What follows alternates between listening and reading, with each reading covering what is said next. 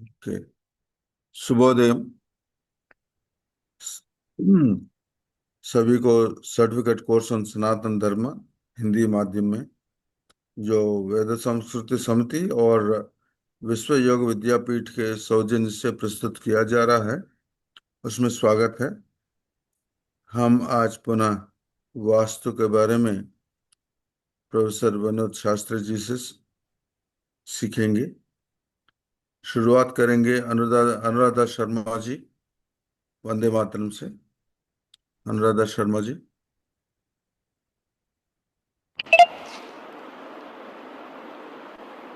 वन्दे मातरम्।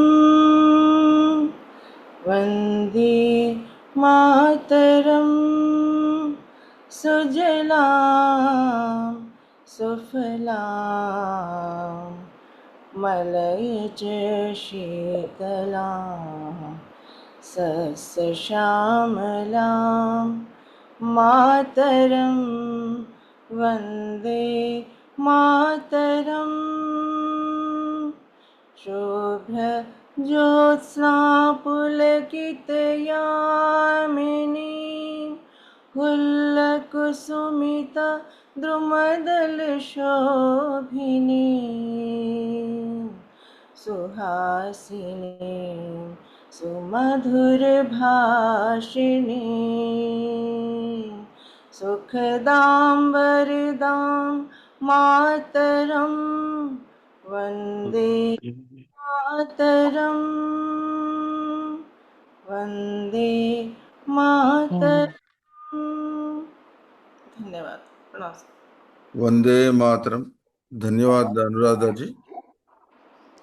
अ,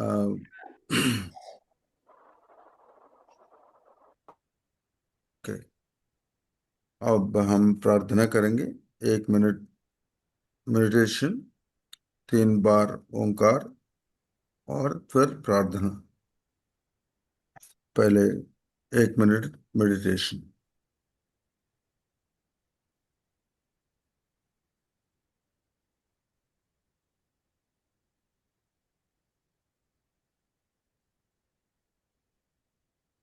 जैसे मैंने हमेशा कहते हैं,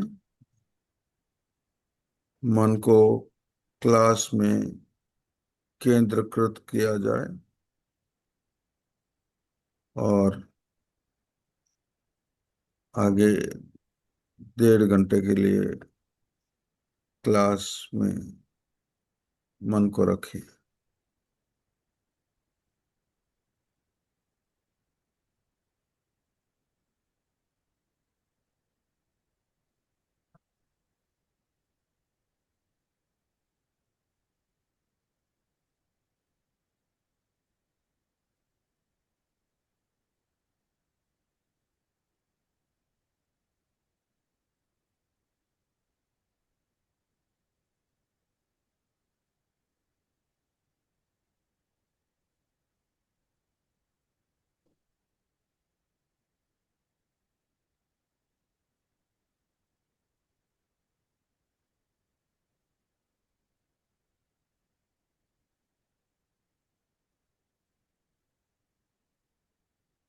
अब 3 बार ओंकार।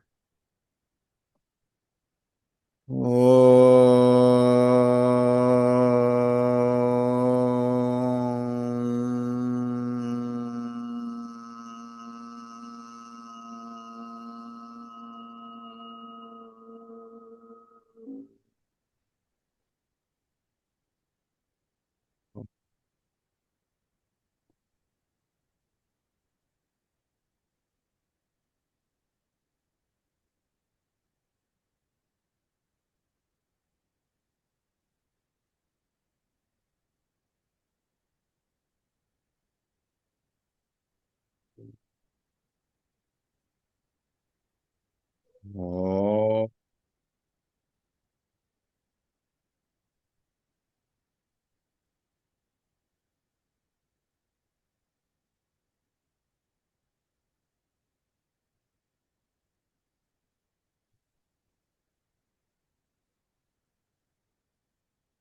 अब प्रार्थना।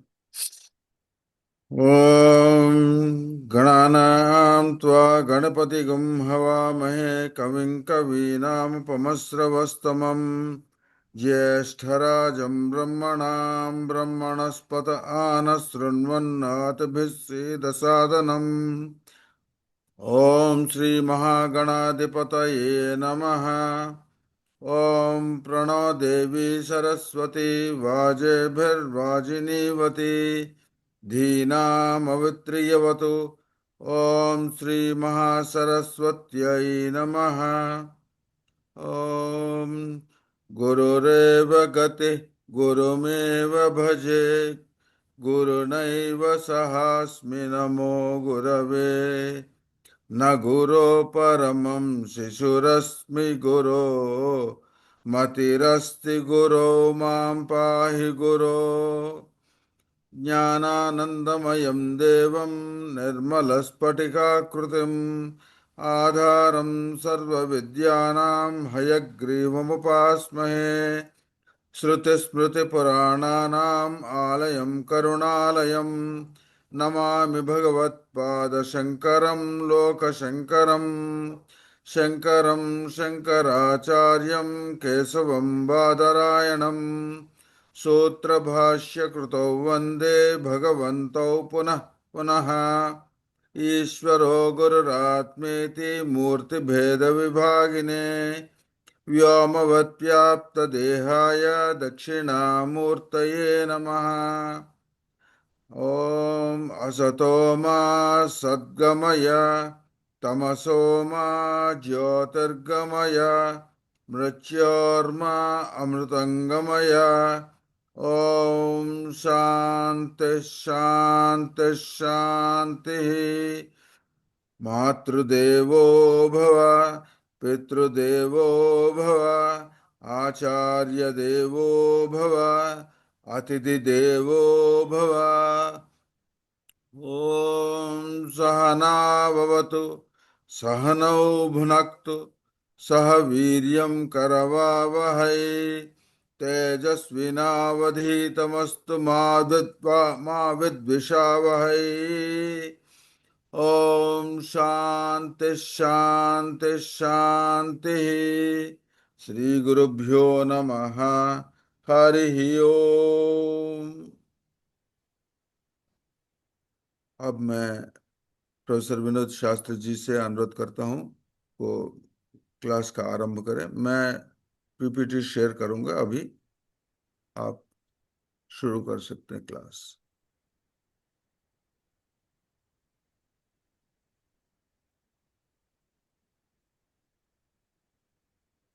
अज्ञानतिमिरान्धस्य ज्ञानाञ्जनशलाकया चक्षुरुन्मीलितं येन तस्मै श्रीगुरुवे नमः। लीलागलल्लोलकालव्यालविलासिने गणेशाय नमो नीलकान्तामलकान्तये। सभी को प्रणाम। आज कल की धारा में वास्तु शास्त्र पर हम चर्चा कर रहे हैं।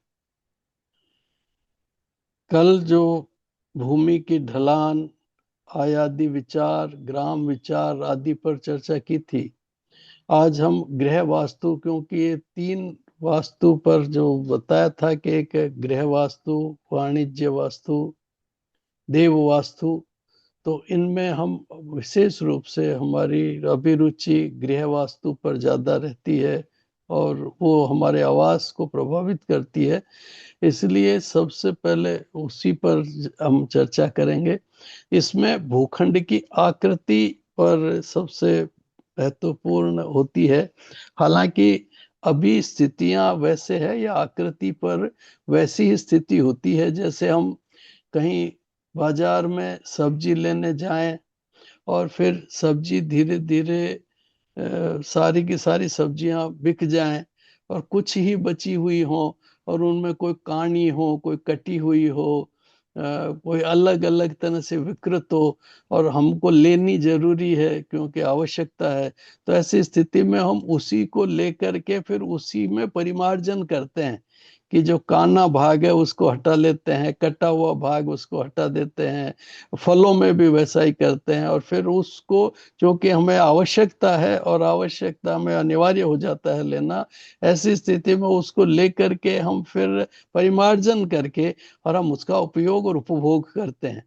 ठीक वैसी स्थिति भूखंडों की है अभी, जो हमारे भारत में और पूरे विश्व में जो आबादी बढ़ती जा रही है, और जिस तरह से शहरीकरण बहुत ज्यादा हो रहा है, ग्रामों में भी अब कृषि की भूमि धीरे धीरे सिकुड़ती जा रही है।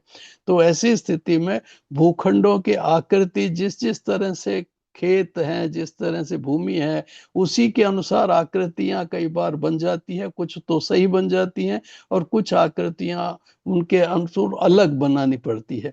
तो ऐसे में हमें इन भूखंड की आकृतियों को लेकर के और बहुत ज्यादा चिंतित नहीं रहना चाहिए, उनका परिमार्जन हम कर सकते हैं। क्योंकि अगर भूखंड हमारे पास आ गया, हमारी रजिस्ट्री हो गई, उसके बाद हम सोचें कि ये तो टेढ़ा है, तिकोना है या इस तरह का हो गया, तो उसमें चिंता की बात नहीं है, उसमें भी फिर परिमार्जन हो जाता है।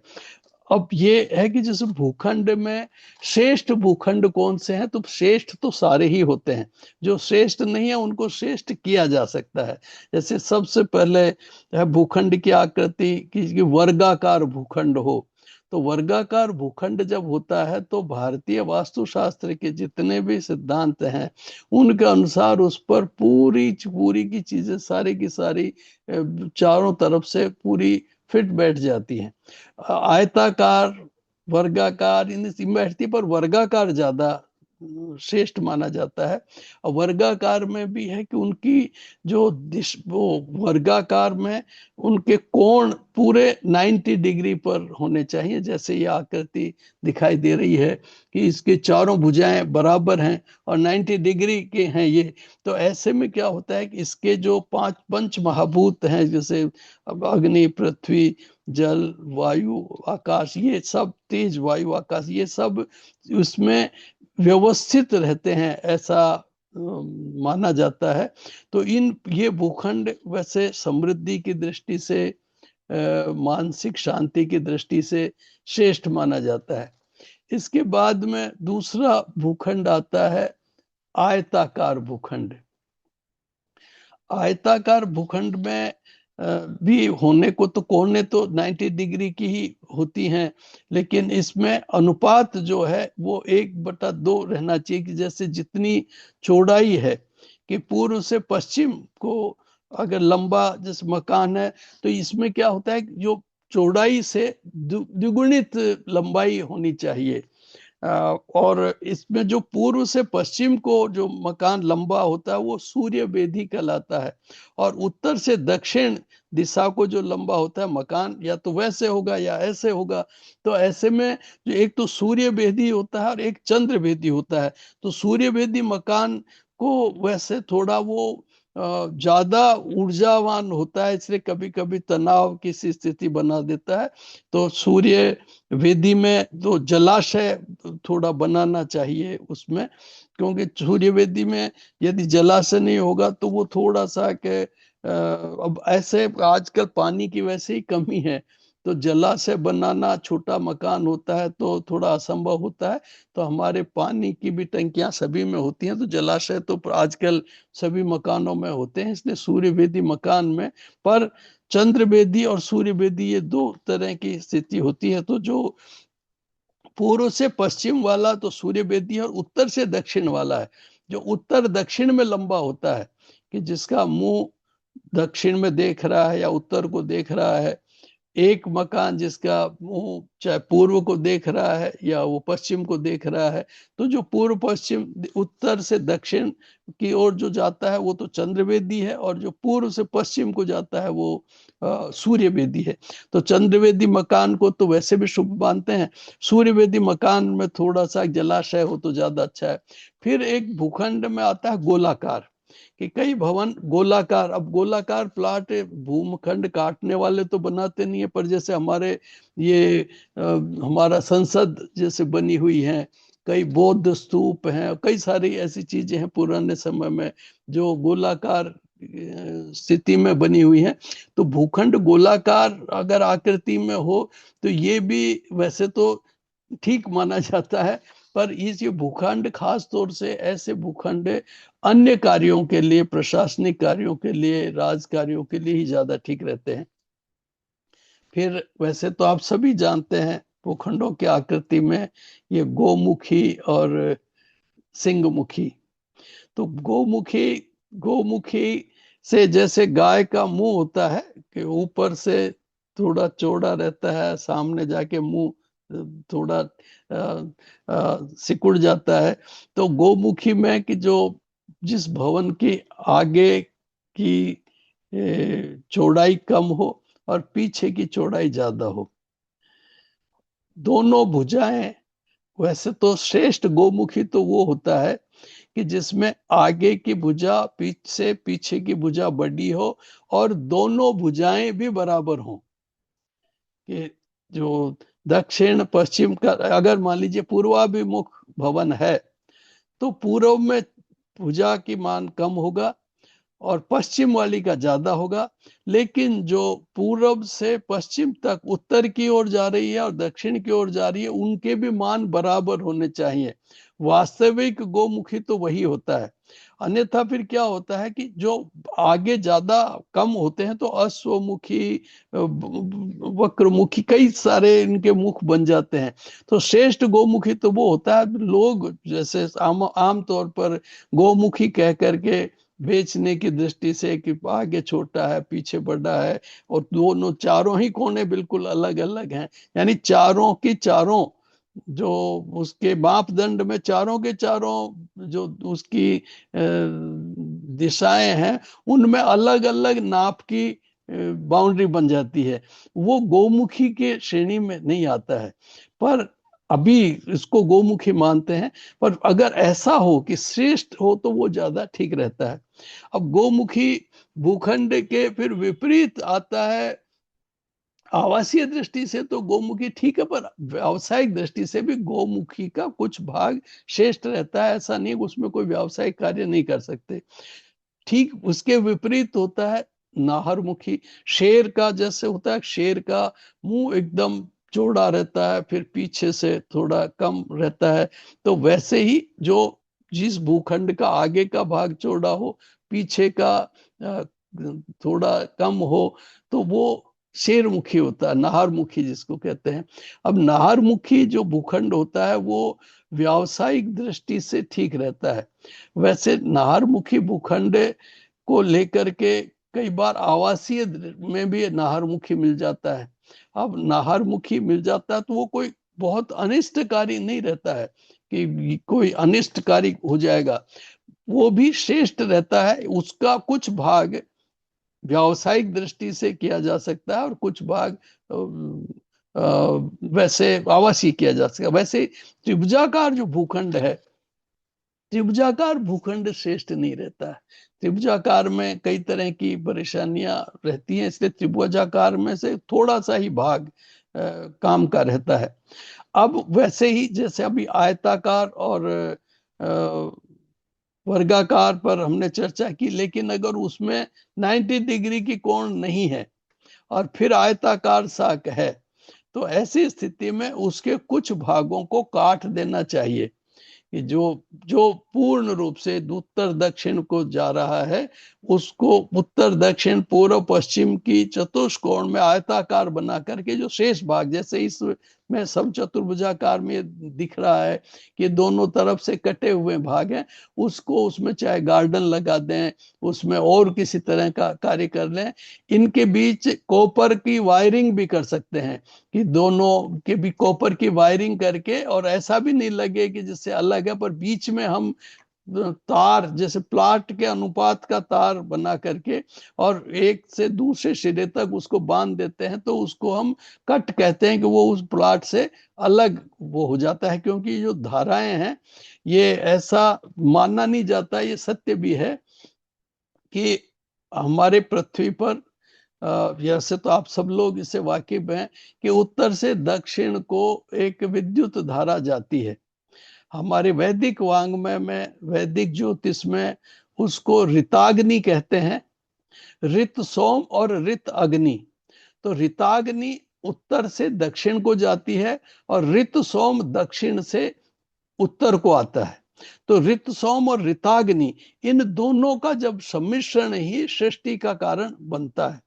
ये दोनों के दोनों ये मैं इसके अलावा बता रहा हूं कि इन दोनों का क्या होता है कि जो पृथ्वी है इसमें जो विषुवत रेखा होती है, ये विषुवत रेखा मेरुदंड है। जैसे हमारे दाम्पत्य भाव में स्त्री पुरुष होते हैं तो हमारी रीढ़ की हड्डी होती है, तो मेरुदंड तो विषुवत रेखा है।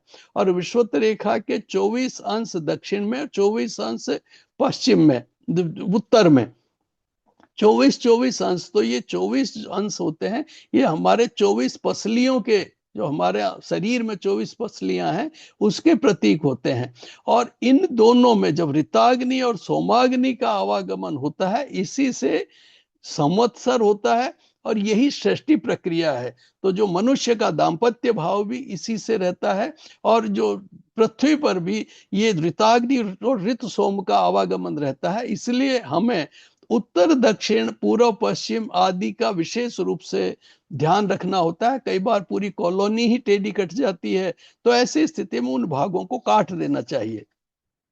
फिर जैसे अनियमित आकृति के होते हैं कि कई बार ये एल नुमा प्लॉट मिल जाते हैं, कई बार टी की आकृति के मिल जाते हैं, तो उनमें से भी जो अनावश्यक छोटा भाग है उसको अन्य कार्य के लिए हम खंडित कर सकते हैं संशोधन करके। जैसे जिसमें ये लाइनें लगी हुई हैं साइड में, इन भाग को करके शेष जो बचा हुआ शेष भाग है उसमें हमको अपना भवन बना लेना चाहिए वास्तु नियमानुसार।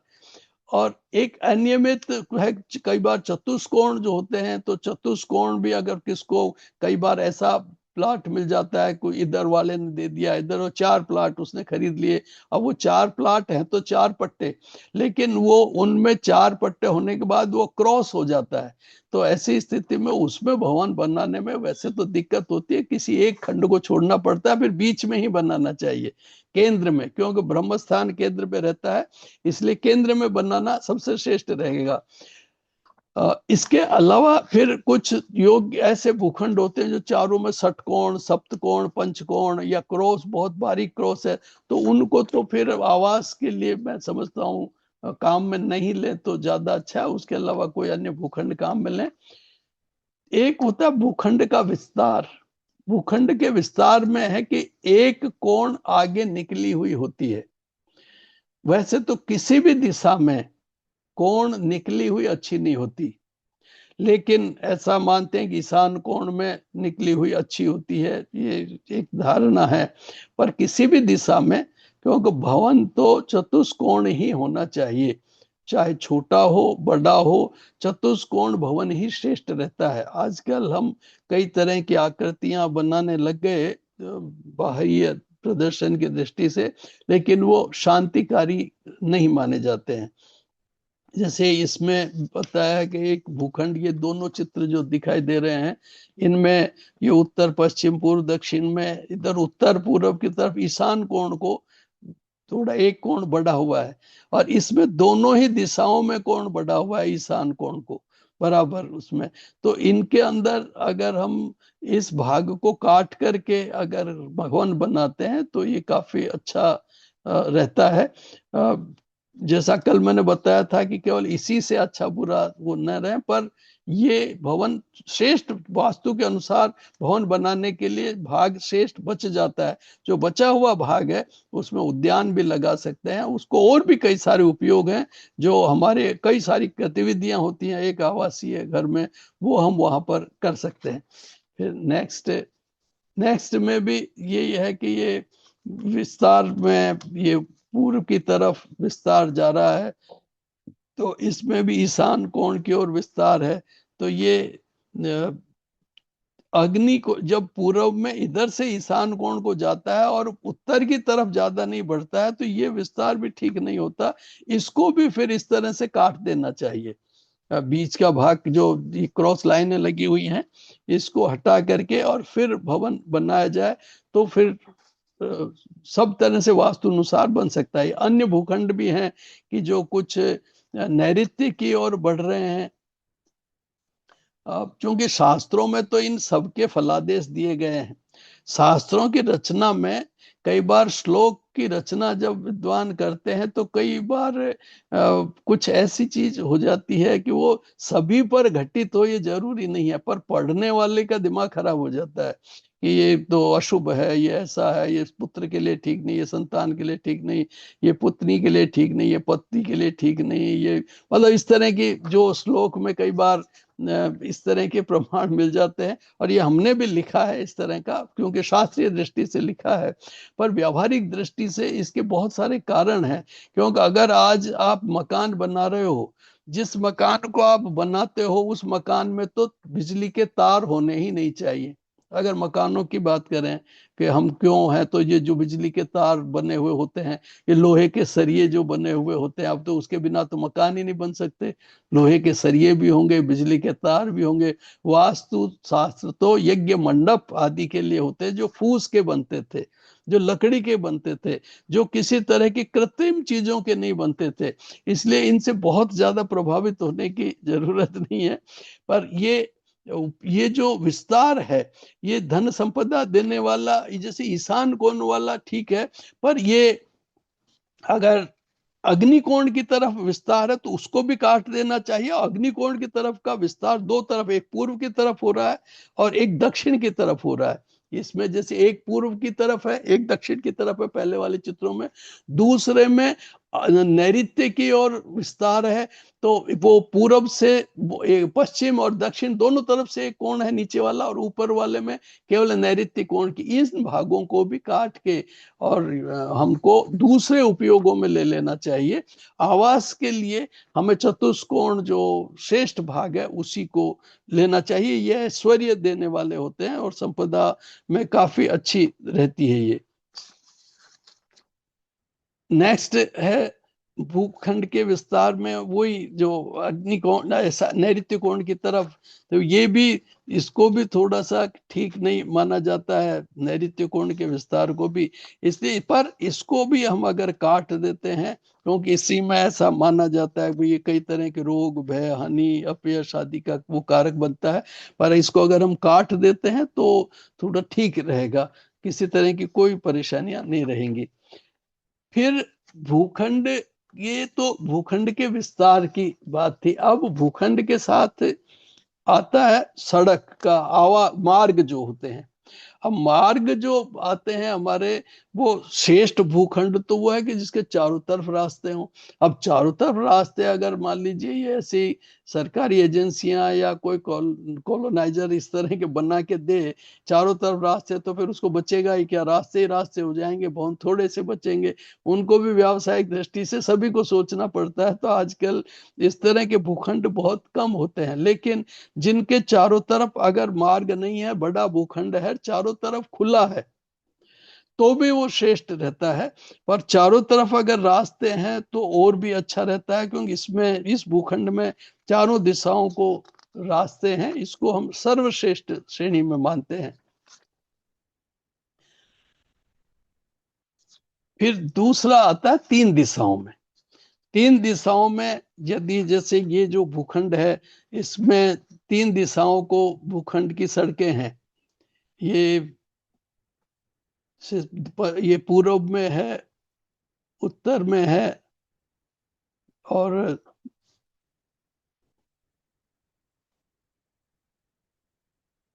तो ऐसी ये जो तीन दिशाओं वाले जो भूखंड हैं, ये भी श्रेष्ठ माने जाते हैं। तो इसमें भी निर्माण का जो वास्तु के अनुसार निर्माण किया जा सकता है, और तीन तरफ की दिशाएं भी हमें काफी अच्छी, जैसे वो चार वाले से थोड़ी कम, लेकिन ये भी बहुत अच्छी मानी जाती है।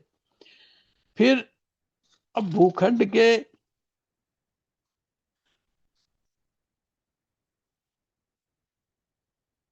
मान लीजिए तीन दिशाओं में सड़क हो, कि जो उत्तर में भी हो, पूर्व में भी और दक्षिण में भी हो, तो ये व्यावसायिक दृष्टि से थोड़ी ठीक मानी जाती है। लेकिन इसके एक भाग में आवासीय बनाया जा सकता है। व्यावसायिक भूखंड, व्यावसायिक दृष्टि से कल अगर ये भूखंड है तो जरूरी नहीं उसमें व्यावसायिक गतिविधि की जाए, लेकिन व्यावसायिक गतिविधि तो हमारा जीवन भी व्यवसाय है। तो वो उस दृष्टि से भी ये ठीक रहता, पर रहता ठीक है, शास्त्रीय दृष्टि से, व्यावसायिक दृष्टि से ठीक रहता है। एक भूखंड है जिसमें पूर्व दक्षिण पश्चिम दिशाओं में सड़क होती है। एक तो उत्तर पूर्व और दक्षिण में है, दूसरा पूर्व दक्षिण और पश्चिम में दिशाओं में रहती है। तो ये भी व्यापारिक गतिविधि और व्यावसायिक गतिविधि और आवासीय गतिविधि के लिए मध्यम माना जाता है। फिर उत्तर पूर्व और पश्चिम दिशाओं में अगर सड़क को उत्तर में हो, पूर्व में हो, और जैसे इस भूखंड में है, और पश्चिम दिशा में अगर मार्ग है, तो वो व्यापारिक दृष्टि से, आवासीय दृष्टि से काफी ठीक माना जाता है। इन तीनों दिशाओं की स्थिति जैसे इस भूखंड में दिखाई दे रही है। इसके बाद में भूखंड की जैसे उत्तर पूर्व और दक्षिण दिशा में सड़कें हों, उत्तर में हो, दक्षिण में हो और पूर्व में हो, तो ऐसे ये सड़कें भी व्यावसायिक दृष्टि से, ये भूखंड भी व्यावसायिक दृष्टि से ज्यादा अच्छा होता है। और जो इससे नीचे वाला है पूर्व दक्षिण और पश्चिम, इन दिशाओं में अगर सड़कें बनी हुई होती हैं तो ये व्यापारिक गतिविधियों में शुभ है, व्यावसायिक आवासीय दृष्टि से थोड़ा सा साधारण रहता है। अब भूखंड के पास जो सड़क की स्थितियां हैं कि जिनके निर्माण स्थल उत्तर दक्षिण पश्चिम दिशाओं में मान लीजिए सड़कें हों, तो ये व्यापारिक दृष्टि बताया था पहले, व्यापारिक दृष्टि से ठीक है। अब दो दिशाओं में जैसे सड़क हो, पहले 3 में अब 2 में हो, तो निर्माण स्थल 2 दिशाओं में अगर सड़क हो तो उनकी स्थिति में, जैसे ये जो नीचे भूखंड है इनमें 2 दिशाओं में सड़क है। जैसे भूखंड के एक तरफ पूर्व में है और एक तरफ पश्चिम में है, एक तरफ उत्तर में है, एक तरफ दक्षिण में है। तो जो ये सड़क की जो स्थिति ऐसी होती है तो व्यापारिक दृष्टि से आवासीय कार्यों में मध्यम श्रेणी के माने जाते हैं ये ऐसे भूखंड। उत्तर और पूर्व दिशाओं में जो भवन वो थोड़े से शुभ श्रेणी में माने जाते हैं। अब ये पूर्व दक्षिण जैसे दो तरफ, दोनों तरफ, एक तरफ रोड हो, दो बीच में हो, दूसरा ये कोने वाला है, जैसे पूर्व दक्षिण की तरफ ये मकान है जिसमें पूर्व की तरफ भी रोड है, दक्षिण की तरफ भी कोने का जैसे मकान होता है। वो ऊपर वाले मकानों में तो 2 तरफ थी रोड, बीच में मकान था। यहाँ भी 2 तरफ रोड है, लेकिन ये कोने के मकान है जो कॉर्नर का होता है। तो ये भी वास्तु नियमों की इसमें पालना अगर करके रहा जाए तो आग्नेय कोण में जो खुला मकान है वो भी काफी अच्छा रहता है। वैसे तो देखिए भवन जो आजकल की जो स्थिति है इसमें भवन में चारों ही दिशाएं श्रेष्ठ होती है, कि चारों दिशाओं में ही अगर द्वार होता है तो श्रेष्ठ रहता है। द्वार पर हम आएंगे तब रहेगा। तो ये पूर्व दक्षिण वाला जो भवन है ये भी वैसे श्रेष्ठ श्रेणी में ही माना जाता है। कुछ दक्षिणी मुखी ठीक नहीं मानते, पर अलग अलग व्यक्ति को ये अलग अलग राशि नक्षत्र के आधार पर उनके लिए अनुकूल और प्रतिकूल रहते हैं। नेक्स्ट है जैसे भूखंड की जो विपरीत दिशाओं की जो स्थिति होती है, जैसे दक्षिण पश्चिम है। अब ये जो दक्षिण पश्चिम वाला भूखंड है ये ऐसे भूखंड व्यापारिक दृष्टि से तो बहुत अच्छे होते हैं, आवासीय दृष्टि से थोड़े मध्यम माने जाते हैं। तो इन भूखंडों में महिलाओं के द्वारा संचालित जो व्यापार है वो थोड़ा विशेष फलीभूत होते हैं, कि अगर महिलाएं भी एक्टिव हो, लक्ष्मी अगर सक्रिय हो तो उसमें उनको विशेष फल की प्राप्ति होती है। फिर एक है ये एक दिशा में ही सड़क हो, एक दिशा में ही आवास हो, जैसे उत्तरमुखी आवास। तो उत्तरमुखी व्यावसायिक आवासीय व्यापारिक कार्यों के लिए श्रेष्ठ होते हैं, आवासीय दृष्टि से भी और व्यावसायिक दृष्टि से भी। पूर्वमुखी व्यावसायिक और व्यापारिक दृष्टि से बहुत श्रेष्ठ होते हैं। दक्षिण मुखी व्यापारिक एवं आवासीय दृष्टि से थोड़े मध्यम माने जाते हैं। ये शास्त्रीय व्यवस्था है, मैं बाद में हमने एक सर्वे करवाया वो मैं आपको बताऊंगा। पश्चिम मुखी व्यापारिक और आवासीय कार्यों में थोड़ा सा मध्यम माना जाता है। अब ये जो मुखी जिधर अलग अलग मुख के जो मकान होते हैं, इन पर हमने, जब मैं विश्वविद्यालय में प्रोफेसर था तो मेरे पास कुछ विद्यार्थियों को हमने एक टॉपिक दिया था कि अलग अलग शहरों में, जिनमें हमने कुछ शहरों को चुना था, जिसमें इंदौर को, कोटा को, जयपुर को, अजमेर को, जो यहाँ के बच्चे जिनको सुगमता से कर सकते थे, वो और भी शहरों को चुन सकते थे, पर चूंकि उन बच्चों का इन्हीं शहरों से विशेष संबंध था, तब यहाँ इन्होंने जब सर्वे किया तो हमारे सर्वे में बहुत ही उल्टा आया। शास्त्रों में तो कहा है कि दक्षिण मुखी मकान श्रेष्ठ नहीं होता है, परेशानी करती। जब सर्वे करवाया, उनमें ज्यादातर एक्टिव और ज्यादातर स्वस्थ परिवार दक्षिण मुखी मिले, और परेशानी या शारीरिक परेशानी ज्यादातर उत्तर मुखी परिवार वालों को हुई। पूर्व मुखी वाले दूसरे नंबर पर आए, दक्षिण मुखी से सेकंड, और पश्चिम मुखी वाले तृतीय नंबर पर आए। जो उत्तर मुखी जिसको हम कहते हैं, सबसे अच्छा कहते हैं, वो सर्वे में सबसे ज्यादा परेशान नजर आए। तो ये, पर इसका मतलब ये नहीं है कि सब ज्यादा, क्यों, उन्होंने तो, अब जैसे हमने उनको टारगेट दिया था कि भाई आप 150 मकानों का सर्वे करो, तो इत्तेफाक से अलग अलग 150 अलग अलग तरह के मकानों का उन्होंने सर्वे किया। उनमें ये भी इत्तेफाक भी हो सकता है, पर ज्यादातर ऐसा देखा तो उसके पीछे कारण ये था कि हमें, जैसे आप सभी जानते हैं कि ज्यादातर दक्षिण से प्रकाश आता है। अब दक्षिण से प्रकाश आता है तो दक्षिण की तरफ लॉन है, पेड़ पौधे हैं, वो ज्यादा हरे भरे रहेंगे, और वो हरे भरे रहेंगे, प्रकाश घर में आएगा तो प्रसन्नता भी रहेंगी, पेड़ पौधों की हरियाली भी रहेंगी तो खुशियां रहेंगी। उत्तर की तरफ क्या होता है कि अगर आपका मकान 20 फीट ऊंचा है तो आपके 15 फीट तक तो आपका लॉन लग ही नहीं सकता। वहां सर्दियों में, बरसात में कई तरह की सी स्थिति हो जाएगी। जब लॉन नहीं लगेगा, छाया रहेगी, तो कीड़े मकोड़े होने का, जीवाणु उत्पन्न होने का ज्यादा अंदेशा रहता है। शायद ये कारण हो सकता है, पर ये अलग अलग शहरों की, अलग अलग गांवों की अलग अलग परिस्थितियों पर निर्भर करता है। और इसीलिए ये ऐसा हुआ कि जो सर्वे की जो स्थिति थी वो अलग थी, शास्त्रीय स्थिति अलग थी। तो दक्षिण मुखी मकान, अब ये जो होता है, मुख का भी संबंध एक ये रहता है कि हमने तो मुखी मकान का दिशाओं से कह दिया, पर वास्तविकता ये होती है कि जिधर, जैसे अभी जिधर हमारा मुंह होता है वो पूर्व दिशा होती है। हमारा लेफ्ट हैंड इधर है, राइट हैंड इधर है, तो लेफ्ट इधर है, राइट हैंड इधर है। तो ये क्या है कि जो राइट हैंड है तो दक्षिण है, ये दक्षिण है, ये उत्तर है। तो हमारा मुंह सामने, चाहे विपरीत दिशा को देख रहे हैं, पश्चिम को भी देख रहे हैं, तो हमारा दक्षिण दिशा अलग होगी और दूसरी दिशा, उत्तर दिशा अलग होगी। पृष्ठ को पश्चिम कहते हैं।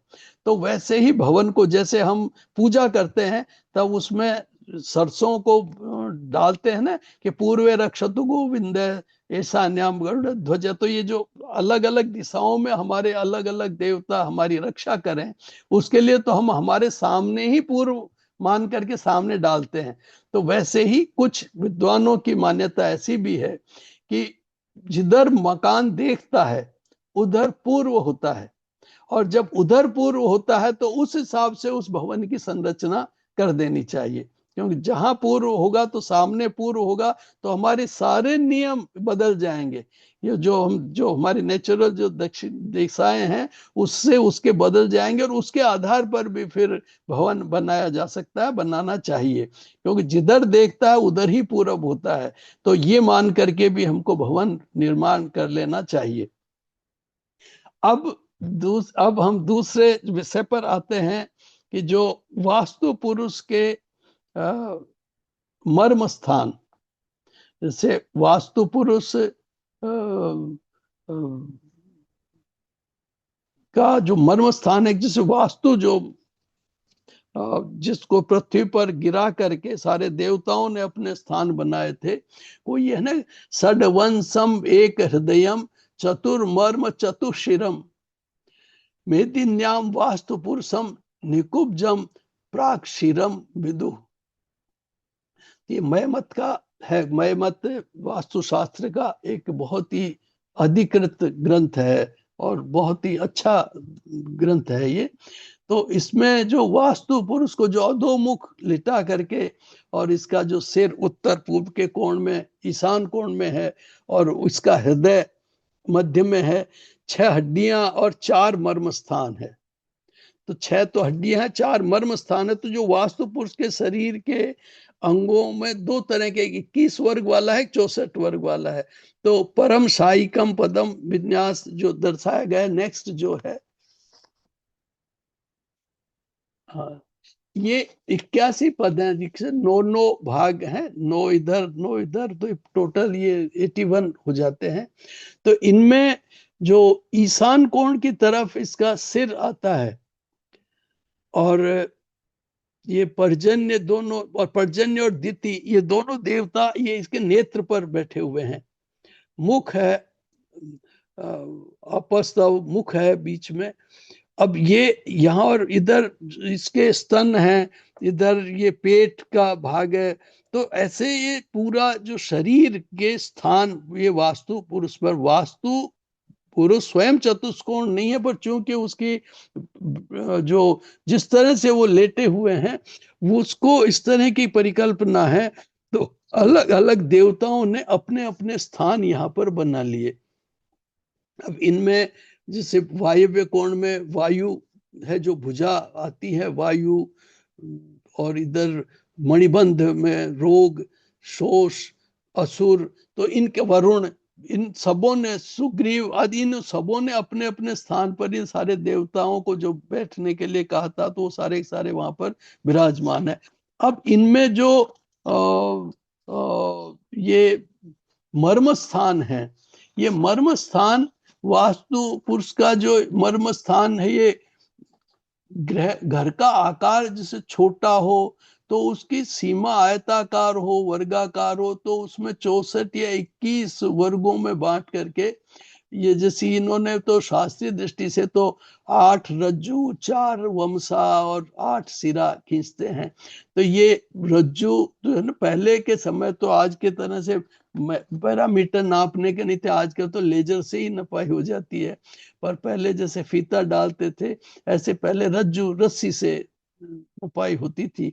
और फिर उसके अंदर वो उसके पार्ट को, जैसे हम फिट को इंच में, इंच को फिर सेंटीमीटर में अलग अलग उसमें विभाजित करते हैं, ऐसे वो वमसा सिरा आदि कहलाते थे। पर हम आजकल के इंचों में, मीटर में, फिट में, इनमें इसको देख सकते हैं। तो ये जो मर्म स्थान होते हैं, इन मर्म स्थानों पर हमें थोड़ा इनको हल्का रखें, इनको कोई चोट नहीं हो, इन पर कोई आघात, इन पर बीम न बने, इन पर कोई कॉलम नहीं बने, तो ये थोड़ा सा ठीक रहता है। तो ये वास्तु में ये ध्यान रखने की जरूरत होती है। और ना इसमें पूर्व पश्चिम की जो रेखाएं बनी हुई हैं, तो ये जो नेक्स्ट वाला है, जो मर्मस्थल जो है, वो 5, 6, 8 रेखाएं जहाँ काटती हैं, तो जो इससे नेक्स्ट वाला जो चित्र है, इसमें ये देखिए ऊपर जैसे ये 81 पद वाला है। अब इसमें से ये रेखाएं कोणों में 3-3 रेखाएं हैं, और ऊपर से रेखाएं आ रही हैं, नीचे से रेखाएं जा रही हैं, ये साइड से जा रही हैं। तो इनका जो बीच का ब्रह्मस्थान, बीच को छोड़ करके, और इस ब्रह्मस्थान के बाद का जो ये भाग है, ये मर्म स्थान है। तो इसीलिए क्या होता है, जब चौक बनाते हैं तो चौक में बीच में तो हम हवन कुंड के लिए, जैसे पहले घरों में शादियां जो होती थी, विवाह, वो पहले घरों में हुआ करते थे, टेंट हाउस में या और जाके, आजकल डेस्टिनेशन विवाह और हम वो करने लग गए। हमारी मजबूरी है कि इतने मेहमान अब नहीं आ पाते हैं। पर वास्तव तो ये था कि ये जो स्थान है, मर्म स्थान को छोड़ करके, और जो बीच का ब्रह्म स्थान है, वहां पर ही हवन कुंड होता था और यज्ञ वेदी वहीं पर होती थी, और फेरे पड़ते थे, हवन होता था, वो यहीं होता था। गृह प्रवेश का भी वहीं होता था, अगर कन्या का विवाह है तो भी यहीं होता था, वास्तु शांति थी तो वहीं होता था। और जो बीच का स्थान है वो चौक हो जाता था, तो वहीं पर लोग उसी में बैठते थे। अब क्या हो गया कि इस मर्म स्थान को तो अब हम कई तरह के उपयोग में लेने लग गए, तो परेशानियां हो गई, और ये हमारी मजबूरियां भी है कि अगर इतना स्थान छोड़ने लगे तो बच्चे, कईयों को तो ब्रह्म स्थान छोड़ने जितना तो प्लाट ही मिलता है, पर वो जितना भी भाग है उसको उस अनुपात से इनको छोड़ना चाहिए। तो ये बीच का जो भाग है ये खास तौर से विशेष मर्म स्थान होते हैं। दूसरे जो अन्य क्रॉस भी हैं, अन्य जो लाइनें जहां क्रॉस बनी हुई है वहां पर भी अगर कोई ऐसी गतिविधि नहीं हो, वहां पर बीम नहीं आना चाहिए, तो ये इस क्रॉस लाइनें करके और मर्म स्थान को देख करके फिर करना चाहिए। पर ये अगर नहीं हो पाते हैं तो कोई बहुत ज्यादा ऐसी चिंता की बात नहीं, क्योंकि सभी का, आपने तो मर्म स्थान अपना बनाया, जैसे मैंने कल बताया था कि चरपेटे का मकान बनते ही आपका वास्तु उससे मिल जाएगा, और मिल जाएगा तो जहां तक चलते हैं वो वहां तक बन जाएगा, तो आप कहाँ तक इसकी क्रॉस लाइनें और मर्म स्थान ढूंढेंगे। तो इसलिए इसमें कोई बहुत ज्यादा चिंतित होने की जरूरत नहीं। लेकिन यदि आप स्वतंत्र मकान बनाते हैं और उसमें मर्म स्थान देखने की जरूरत हो जाती है।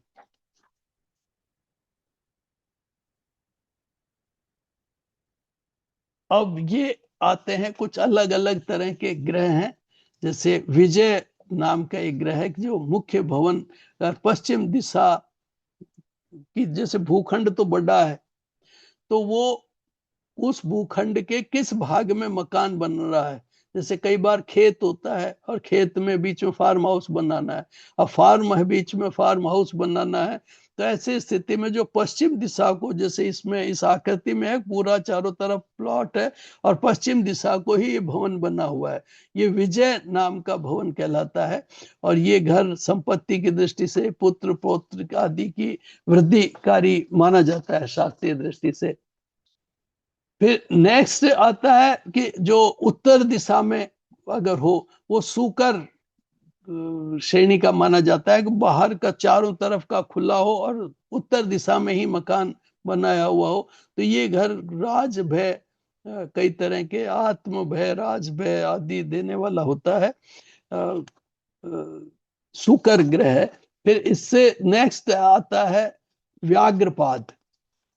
व्याघ्रपाद भी ये पूर्व दिशा की ओर की, सारी अन्य दिशाओं में पश्चिम को खाली है, तो ऐसी स्थिति में ये भवन थोड़ा सा सुरक्षा की दृष्टि से थोड़ा सा ठीक नहीं माना जाता है, इसलिए चोर भय के लिए इसको माना जाता है। फिर आता है एक शेखर। ये शेखर भवन होता है कि अगर दक्षिण दिशा की तरफ भूखंड बनाया जाए और उत्तर दिशा को रोक खुला रखा जाता है, तो ये सभी वस्तुओं, रत्नों आदि को देने वाला है, धन धान्य को देने वाला माना जाता है। ये फार्म हाउस की खास तौर से है, पर फार्म हाउस में अगर रास्ता ही अलग दिशा में है तो फिर हमको उसमें भी, इसमें भी परिशोधन किया जा सकता है। अब द्विशाल ग्रह आते हैं। द्विशाल जैसे अपने होते ना चौबारे और खुले, अलग अलग तरफ से, अब आजकल तो द्विशाल वगैरह की चीजें ही समाप्त हो गई। पहले ऐसे होता था, द्विशाल चतुर्साल अलग अलग तरह के चौबारे बनाते थे। तो जैसे द्विशाल ग्रह में अगर दक्षिण पश्चिम दिशाओं को दो शालाएं बनी हुई हों तो वो सिद्धार्थ ग्रह कहलाता है और धन धान्य और अच्छा शुभ फल देने वाला होता है। और अगर केवल पश्चिम और उत्तर दिशा में ही दो सालें बनी हुई हो, पश्चिम और उत्तर दिशा में, जैसे ये नेक्स्ट वाले चित्र पर है, नेक्स्ट नेक्स्ट, हाँ, तो ये जो पश्चिम और उत्तर दिशा में बनी हुई है, तो ये द्विशाल, ये यम सूर्य कहलाता है और ये राज भय और अग्नि भय देने वाला होता है। दूसरा, उत्तर और पूर्व में अगर दो शालाएं बनी हो, इसमें वो दंड, ये जो दंड है ना, उत्तर और पूर्व में बनी हुई है द्विशाल, यानी इधर से चौबारे बने हुए होते हैं, तो वो दंड कहलाता है। इस घर में भी थोड़ा सा कि ये ठीक नहीं माना जाता है, शत्रुओं का प्रकोप होता है। पूर्व और दक्षिण की ओर अगर शाला बनी हुई हो तो उसे वात या धन कहते हैं। तो ये वात वाली है जो दक्षिण और पूर्व की तरफ बनी हुई है, तो ये शस्त्र भय या किसी से शत्रु भय, डर बना रहता है मन में। पूर्व और पश्चिम की ओर शालाएं बनी हुई हो, कि पूर्व और पश्चिम को अगर शाला बनी हो तो चुल्ली कहलाती है वो, तो ये ग्रह भी थोड़ा ठीक नहीं माना जाता है। और उत्तर दक्षिण को दो शालाएं बनी हो, उत्तर को चौबारा हो, दक्षिण को चौबारा हो, तो ये भी, ये काच कहलाता है। और ये भवन स्वामी को ये भी थोड़ा सा आत्म भय देने वाला होता है। ये तो द्विशाल ग्रहों की थी। अब कईयों में तीन तीन चौबारे होते हैं, ये सब खुले मकानों के लिए हैं खास तौर से। तो त्रिशाल ग्रह जो होते हैं कि जिनके उत्तर दिशा में कोई शाला न हो, तो वो त्रिशाल ग्रह, वो धान्यक कहलाता है। जिसमें उत्तर दिशा में, जैसे पहले चित्र में है ना, उत्तर दिशा में कोई शाल नहीं है, तो ये धान्यक कहलाता है। तो इसमें ये थोड़ी श्रेष्ठ माना जाता है, वृद्धिकारी, संतान के लिए ठीक रहता है। वैसे पूर्व दिशा को कोई शाला नहीं हो, जैसे सेकंड में, वो सुक्षेत्र होता है। तो ये सुक्षेत्र भी वैसे तो कुछ सामान्य, ये मध्यम माना जाता है, पर वैसे ठीक है। और फिर तीसरा है कि दक्षिण दिशा में अगर शाला नहीं हो तो वो विशाल कहलाता है। नेक्स्ट जो, और ये विशाल जो है, ये गृह स्वामी के लिए क्षेम, कुशल क्षेमकारी होता है। इसमें सभी प्रकार के रोगों का थोड़ा सा भय बना रहता है। और पश्चिम दिशा में कोई शाला न हो तो उस त्रिशाल ग्रह को पक्षघ्न कहते हैं। ये मित्र, भाई, बंधुओं, इनके लिए, पुत्र संतान आदि के लिए थोड़ा सा तनाव देने वाला होता है। खैर, इस तरह के भवन आजकल बनाते ही नहीं है, शालाएं तो छोड़ते। शालाओं से अभिप्राय ये बालकनी भी हो सकती है। बालकनियां जो छोड़ते हैं ना, अब आजकल के समय में वो बालकनी हो गई। विशाल और पक्षघ्न के जो बताए, फिर चतुशाल आता है कि जो चारों तरफ जिनकी शालाओं, चतुशाल ग्रह में चारों तरफ कमरों के चारों तरफ दरवाजे होते हैं, और वो आमने सामने दरवाजे रहते हैं। वो सर्वतोमुख, जैसे सर्वतोभद्र चक्र होता है, वैसे है ये जो सर्वतोभद्र, ये सर्वश्रेष्ठ माना जाता है। इसमें देवालय, राजप्रसाद हो तो ज्यादा अच्छा रहता है। और पश्चिम में द्वार न हो और अन्य दिशाओं में द्वार हो तो उसको नंद्यावर्त कहते हैं। और दक्षिण दिशा में द्वार न हो तो उसे, उस भवन को वर्धमान कहते हैं। और पूर्व दिशा में द्वार अगर नहीं हो तो उसे स्वास्तिक कहते हैं। और उत्तर दिशा में द्वार रहित होने पर रुचक कहते हैं।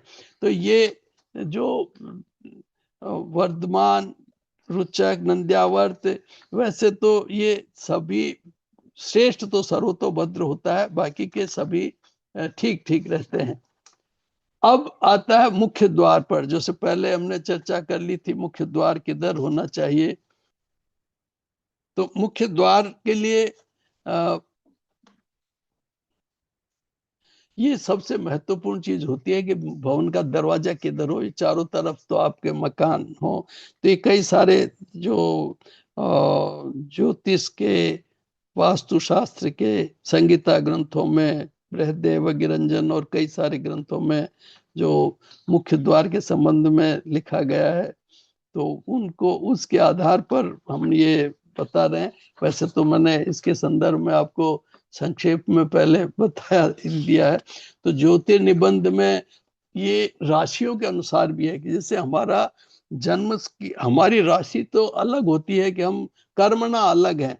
जैसे जो कहा ना, चातुर्वर्ण्यम, कल बताया था, चातुर्वर्ण्यम मया षष्टम गुण कर्म विभाग से। एक तो पूर्ण कर्म की जाति होती है, एक जन्म की जाति होती है कि आप काम किस वृत्ति का कर रहे हो और पैदा किस वंश में हुए हो। ये दो वर्ण तो वही हो गए। तीसरा वर्ण होता है ज्योतिष का, कि मीनाली कर्कटा विप्रा क्षत्रिय मेखो हरिर धनु शूद्रो युग्मम तुला कुंभो वैश्य कन्या वृको मृग। कि ये है कि अगर आप मीन, वृश्चिक और कर्क राशि में है तो विप्र वर्ण के हैं। तो ये जो राशियों से वर्ण निर्धारित होता है, तो उस आधार पर अलग अलग वर्ण को अलग अलग दिशा में बताया गया है। कि पूर्व दिशा में, जैसे कर्क, वृश्चिक और मीन राशि वालों को पूर्व दिशा में, तुला, कुंभ और वृष राशि वालों को पश्चिम दिशा में, मेष, सिंह और धनु राशि वालों के लिए उत्तर दिशा में ग्रह का द्वार है वो मुख बनाना चाहिए। अब वास्तु राज वल्लभ जो है उन्होंने, ये तो ज्योति निबंधकार ने बताया, उन्होंने वृश्चिक, मीन और सिंह राशि वालों के लिए पूर्व दिशा, कन्या, कर्क और मकर राशि वालों को दक्षिण दिशा, और धनु, तुला और मिथुन राशि वालों को पश्चिम दिशा, और कुंभ, वृष और मेष राशि वालों को उत्तर दिशा बताई है।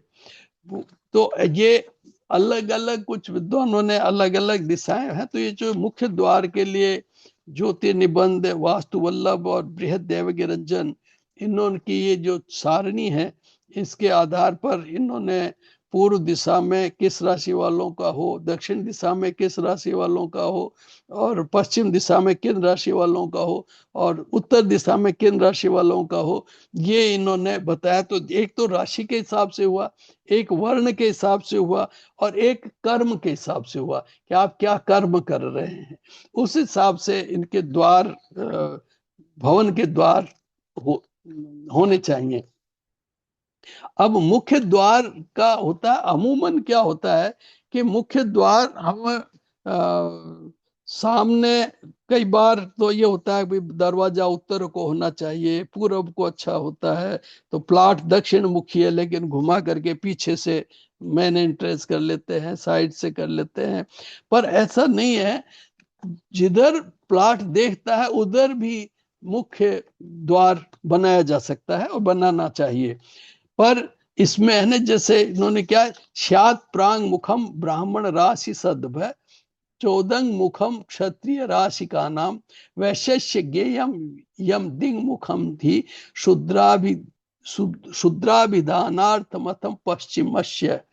अब ये जो अलग अलग है कि भाई ब्राह्मण को पूरब की तरफ मुख वाला शेष रहता है, दक्षिण की तरफ वैश्य जो बिजनेसमैन है उसके लिए दक्षिण मुखी श्रेष्ठ रहता है, जो औद्योगिक प्रतिष्ठानों में किसान आदि के लिए पश्चिम वाला श्रेष्ठ रहता है, और जो क्षत्रिय वर्ग है, राज प्रशासनिक है, उनके लिए उत्तर मुख, जो अधिकारी प्रशासनिक कार्य करें, मिलिट्री पुलिस इनमें हो तो उनके लिए उत्तर मुखी श्रेष्ठ रहता है।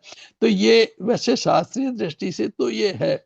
इसमें जो दरवाजा जो होता है वो एकदम मकान के केंद्र में बनाते हैं ज्यादातर लोग, किसके उसका जो क्या होता है ना, एलिवेशन और ये सब दिखने का श्रेष्ठ रहता है। पर औरों में तो केंद्र में फिर भी ठीक है, पर खास तौर से जो हमारा नव ग्रह, इसमें 9 भागों में विभाजित कर देना चाहिए। खासतौर से जो दक्षिण मुखी मकान बनाते हैं, उन दक्षिण मुखी में क्या होगा, पूरे सामने वाले प्लॉट की जो सामने की लंबाई है उसको 9 भागों में विभाजित करके, और जैसे 4 एक तरफ आ गए, 4 पश्चिम की तरफ हो गए, 4 पूर्व की तरफ हो गए, तो उसमें 4 के साथ में 5वां हिस्सा, 5 हिस्से कर दिए एक तरफ पश्चिम के, और फिर जो 5 के बाद में 4 हिस्से बच गए, तो 4 हिस्सों में जो चौथा हिस्सा है उसमें द्वार निकालना चाहिए। पूर्व की तरफ का पहला, दूसरा, तीसरा वो छोड़ देना चाहिए, और उस चौथे हिस्से में द्वार निकाल देना चाहिए। तो दक्षिण दिशा को भी ये द्वार अगर निकलता है तो वो सर्वश्रेष्ठ होता है।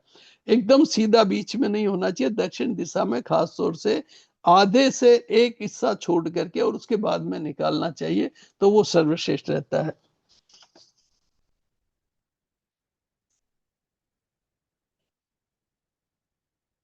फिर ये मुख्य द्वार में जो 9 समान जो ग्रहों की जो स्थिति है वो सारे इन ग्रहों के आधार पर है, सूर्य, चंद्र, मंगल, बुध, बृहस्पति, शुक्र, शनि, राहु, केतु, जो 9 भाग में विभाजित किया है। ये 9 भागों में भूखंड विभाजित है, और इसमें जो शुक्र वाला भाग है वो सर्वश्रेष्ठ है। फिर गुरु में भी कर सकते हैं, पर शुक्र वाले भाग में ये मुख्य द्वार बनाना सर्वश्रेष्ठ रहता है। जैसा अभी ऊपर अपने पहले जो चर्चा की थी, तो अन्य जो सूर्य, ये शनि, राहु, केतु के त्याज्य हैं, सूर्य, चंद्र, मंगल, बुध ये भी त्याज्य हैं। 81 वर्ग वाले जो विन्यास होते हैं, उसमें 45 देवता, बाहरी सीमा में 32 वर्ग और 32 देवता स्थित हैं। तो ये वैसे क्या होता है कि हम इन देवताओं का और इनके स्थानों को देख करके तो मकान बनाना वैसे व्यवहारिक दृष्टि से मुश्किल हो जाता है, लेकिन हाँ अगर बड़ा भवन बनाए, राजप्रसाद, देखिए जो वास्तु खास तौर से विद्वानों ने जो वास्तु बनाए थे, पहले राजप्रसाद और राजा से संबंधित लोगों के से विशेष रूप से उनके संदर्भ में बने थे।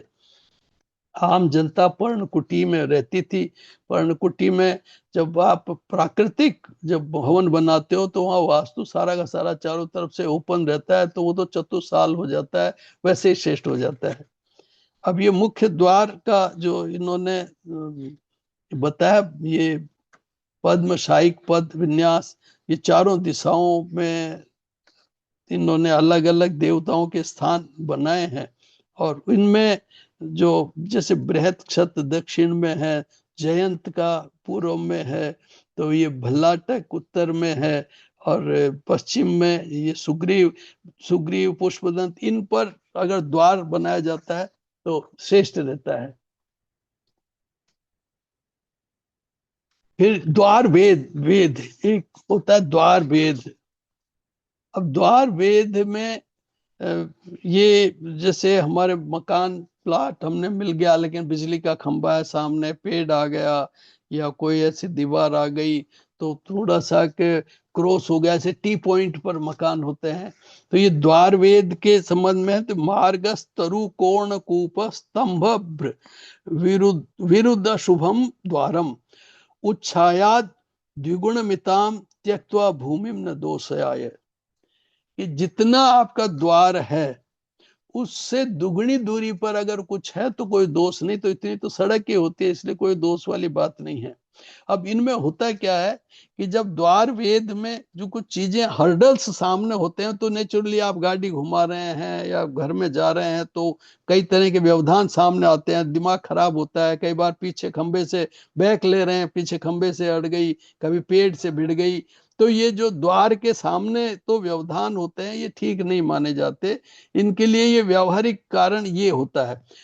दूसरी चीज होती है, टी पॉइंट पर मकान बनाना ठीक नहीं मानते। जैसे कहीं भी टी पॉइंट वाला, एक तो प्रॉपर्टी डीलर उसकी कीमत बहुत कम करा देता है कि भाई टी पॉइंट पर मकान है, ये तो इतना है, तो वो उस तन जो वहां बिक रहे हैं उनसे थोड़ा बेचारे को कम बेचना पड़ता है।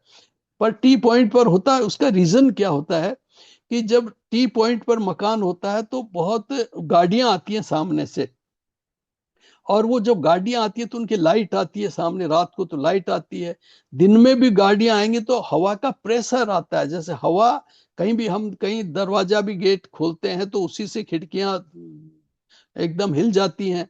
तो हवा का प्रेशर जब बाहर से, कॉलोनी में कहीं बाहर से गाड़ी आती है तो उसका प्रेशर लगता है उस पर, और जब प्रेशर लगता है तो फिर वो भवन को बार बार जब दबाव होता है तो उसमें रहने वालों पर दबाव आने का डर रहता है।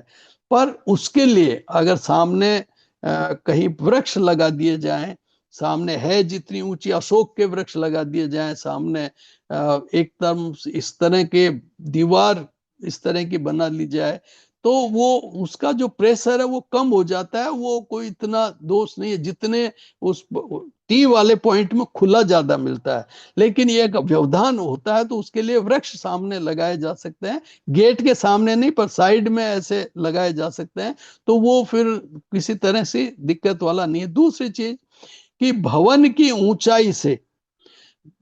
ऊंचाई से द्विगुणित से ज्यादा अगर दूरी से आता है रास्ता, तो फिर वो टी का दोष होता है। इसलिए अगर कोई केवल थोड़ा दो प्लॉट वाले पर ही टी जॉइंट है, क्योंकि टी तो जॉइंट होंगे ही होंगे, कहीं ना कहीं ऐसा तो हो नहीं सकता है कि कॉलोनी में टी नहीं होगा, तो उसका दोष नहीं होता है। तो ये खास तौर से द्वार वेद में, जो नेक्स्ट द्वार वेद का,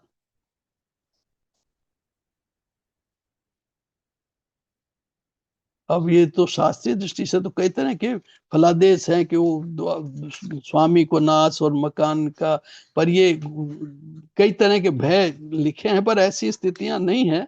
ये इसको, इसके व्यवधान को रोका जा सकता है।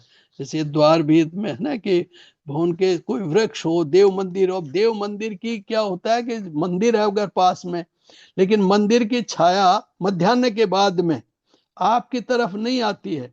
यानी आपके अगर मान लीजिए पश्चिम के पूर्व की तरफ मंदिर है, तो आप सूर्योदय होता है तब तो छाया आती है, वो तो बुरी नहीं है। लेकिन सूर्यास्त के सूर्य जब उत्तरार्ध में चला जाता है उसकी छाया मंदिर की आना ठीक नहीं मानी जाती है। तो अगर मंदिर का गुंबज आपके पास में है और मध्याह्न के बाद में छाया आती है तो ठीक नहीं। तो ये तो मंदिर ही नहीं, अगर आपने मकान बना लिया लेकिन पश्चिम की तरफ दक्षिण की तरफ किसी ने कोई मल्टी स्टोरी बिल्डिंग बन गई तो वो भी व्यवधान करती है। तो उस बिल्डिंग बनने से पहले आप भवन में अलग तरह से रहेंगे, जब बिल्डिंग बन जाएगी उसके बाद आपको अलग फीलिंग आने लग जाएगी।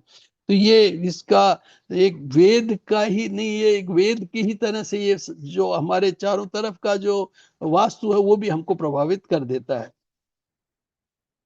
फिर ये द्वार वेद में जैसे अलग अलग दिशाओं से आकर के फिर वेद होते हैं, तो ये थोड़े खतरनाक होते हैं। तो इस ऐसे भवनों में थोड़ा सा स्वास्थ्य संबंधी, मानसिक स्वास्थ्य की विशेष रूप से रहती है। जैसे देखिए इस एक नीचे वाला जो द्वार है उसमें चारों तरफ से आ रहा है। इसमें तो ऊपर सीधी ऊपर वाले में सीधा सामने से रोड आ रही है, सामने टकरा रही है। और इधर तो इधर पांच तरफ से आकर के सीधा एक ही पर प्रेशर आ रहा है, तो पांच तरफ से प्रेशर हो रहा है। तो ये थोड़ा सा इस भवन में रहने वालों के लिए थोड़ी दिक्कत है। जबकि ये सामने से पूर्ण रूप से हैज लगा के, पेड़ लगा के अपने आप को एकदम अगर प्रोटेक्ट कर लेते हैं तो फिर कोई दिक्कत वाली बात नहीं होती।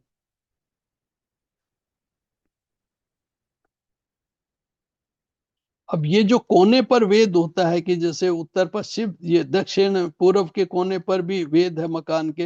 हालांकि ये कोण इतना ज्यादा हानिकारक नहीं होता है क्योंकि डिवाइड हो जाता है दो तरफ, लेकिन इसको भी थोड़ा शुभ नहीं मानते शास्त्रीय दृष्टि से। पर उसमें ये इतना अशुभ नहीं होता है। कॉर्नर पर अगर टी आती है तो वो इतनी ज्यादा अशुभ नहीं रहती है।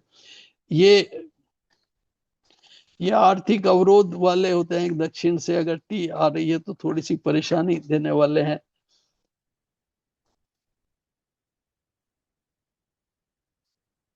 ये कुछ जैसे गोलाई में टी आती है तो वृत्ताकार, जैसे कई स्कीम होती हैं, सी स्कीम वगैरह होती हैं, इस तरह की जो सी की तरह सड़कें बनती हैं, तो वो उसमें अगर कहीं जो आकर के भवन में वो सामने वेद होता है तो वो अशुभ नहीं होता है, वो श्रेष्ठ माना जाता है। और ये सुद्वार वेद हैं सारे। अब ये पूजा ग्रह के संदर्भ में भी है कि पूजा का अब से अलग अलग है ना, कि ईशान कोण में या ब्रह्म स्थान में खास तौर से पूजा ग्रह का विधान बताया गया है शास्त्रीय दृष्टि से। और रसोई के लिए विशेष रूप से शास्त्रीय दृष्टि से तो अग्नि कोण में और वायव्य कोण में रसोई के लिए विशेष रूप से है। और जो रसोई की स्थिति भी है कि वो अगर ईशान कोण में बर्तन धोने का हो तो ठीक रहता है। प्रसाधन कक्ष के संदर्भ में भी एक नैऋत्य कोण में अगर हो तो वो ज्यादा अच्छा माना जाता है। और स्नानागार में के उत्तर में या मध्य पूर्व में अगर हो तो ठीक रहता है। शौचालय वगैरह का सच में तो शास्त्रीय दृष्टि से तो कोई विधान नहीं होता, पर हम आजकल तो सब जगह अनिवार्य रूप से हमको बनाना ही पड़ता है और एक साथ बनाने पड़ते हैं। पहले तो हम अलग अलग बनाते थे पर अब एक साथ बनाते थे। पहले जंगल में जाते थे, उसमें अलग तरह की व्यवस्था थी, पर आज की परिस्थितियां बदल गई हैं। इसलिए तो मैं समझता हूँ आज अपन यहीं पर फिर आप कुछ प्रश्न करें तो फिर समय हो जाएगा, तो बहुत ठीक रहेगा। जी।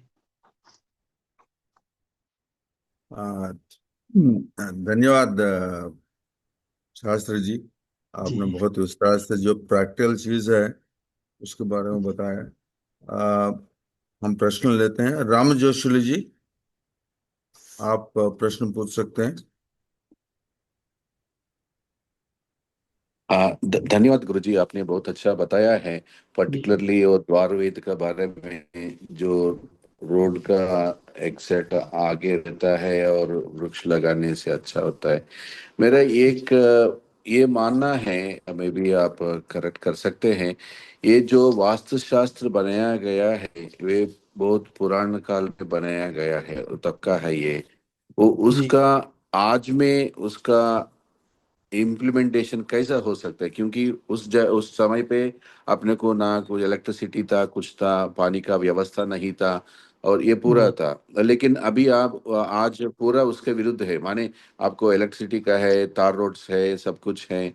तो उसका उस दिनों से अभी का अनुकरण कैसे कर सकते हैं उसका, देखिए, कितना ये उचित होगा आपने उसका। बहुत, जैसे मैंने भी पहले भी बताया, ये वास्तु शास्त्र के अनुसार तो मकान बन ही नहीं सकता है। वास्तु शास्त्र के अनुसार तो जो शिलान्यास होता है ना, वो शिलान्यास ही नहीं होता है। वास्तु के अनुसार तो कृत्रिम कोई चीज काम में आनी ही नहीं चाहिए। सब प्राकृतिक होने चाहिए।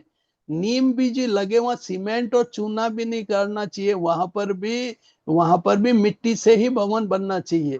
ये पत्थरों का बनना चाहिए, उसमें ईंट काम में नहीं आनी चाहिए।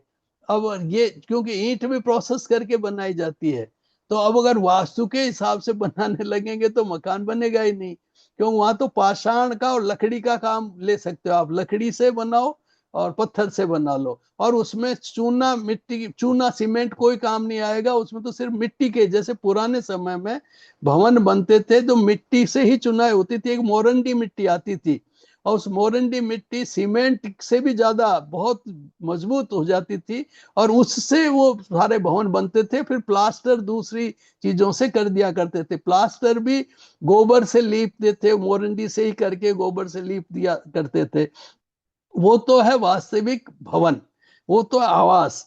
अब आजकल की स्थिति में ये बड़ा मुश्किल है। मैं तो शास्त्रीय दृष्टि से, चूंकि अभी हम वास्तु का बहुत प्रचलन चल गया है, इसलिए लोग वास्तु वास्तु करते हैं, पर वास्तु के हिसाब से मकान बनाना इम्पॉसिबल है, संभव ही नहीं है। और बना कोई सके तो उससे बड़ा आनंद नहीं है कि जो सिर्फ प्राकृतिक वस्तुओं का उपयोग करके और प्रकृति के करीब रहे, वही वास्तुशास्त्र है, जो इस समय बिल्कुल ही संभव नहीं है। उसमें तो बिजली का कनेक्शन भी नहीं होना चाहिए, उसमें तो नल से पानी नहीं आना चाहिए, फिर तो कहीं कुएं से, तालाब से लेकर के पानी आना चाहिए। तो ये बहुत सी चीजें हैं जो आज के समय में व्यावहारिक दृष्टि से बिल्कुल भी संभव नहीं है। वास्तविकता तो यह है, पर होता क्या है कि हम परेशान रहते हैं, और जब परेशान रहते हैं तो उसका समाधान ढूंढते हैं। फिर ज्योतिषियों के पास जाते हैं, वास्तु शास्त्रियों के पास जाते हैं। और वास्तु शास्त्री और ज्योतिषियों की स्थिति ये होती है कि जब खुद ही आप आते हैं तो नेचुरली वो तो फिर ब्रह्मा के दूत बनने की कोशिश करेंगे। वो तो कहेंगे कि हमको जैसे ब्रह्मा जी ने एजेंसी दे रखी है, भाई भाग्य बनाओ और बिगाड़ो। और ऐसा समझ करके वो आम आदमी को जो बताते हैं, तो ये कई बार थोड़ी इमोशनल परेशानियां पैदा हो जाती हैं। पर ऐसा नहीं है, परिस्थिति जन्य। वास्तुशास्त्र में जो मतम है ना, कि वस्तु स्थिति वही है वास्तुशास्त्र, जो मैं मतम ने जो लिखा है, कितना पहले इन्होंने जो कहा, शास्त्रीय दृष्टि से बहुत स्पष्ट कहा है कि जब जैसी परिस्थिति हो वहां वैसा भवन बनना चाहिए। अब ये आप, हम अगर भवन की बात करें, पहाड़ों पर रहने वाला कैसे बनाएगा इन भवनों को? अगर समुद्र की तलहटी में रहने वाला इन भवनों को कैसे बनाएगा? रेगिस्तान में रहने वाला इनको कैसे बनाएगा? ये तो जहाँ बिल्कुल समशीतोष्ण प्रदेश है वहां पर तो बन जाएगा। जहाँ बहुत बर्फ गिरती है वहां पर कैसे बनाएगा? जहां बहुत ज्यादा उल्कापात आते हैं, भूकंप बहुत आते हैं, वहां कैसे बनेंगे? ये अलग अलग जगह का अलग अलग वास्तु होता है, और उसके हिसाब से वो हर क्षेत्रीय वास्तु होता है, और उसके आधार पर फिर भवन बनाना चाहिए। ये निश्चित रूप से ये पुरानी व्यवस्थाएं हैं, लेकिन ये व्यवस्थाएं बेकार नहीं है। इन व्यवस्थाओं में बहुत बड़ा विज्ञान छिपा हुआ है। हम इसको एकदम वैसा भी नहीं मान सकते, क्योंकि हम जो भवन में रहते हैं, तो जिस भी जैसे भी परिस्थिति में हम भवन बनाते हैं, हमने आज ईंट का हमने चाहे भवन बनाया ईंट से, सीमेंट से, लेकिन उसमें कुछ स्थानों को छोड़ करके हम भवन बना लेते हैं, तो अपेक्षाकृत हम शांति से रह सकते हैं। एकदम शांति तो आज की दुनिया में असंभव हो गई है, वो तो कहीं ढूंढे नहीं मिलेगी। ठीक है। विद्याधर जी।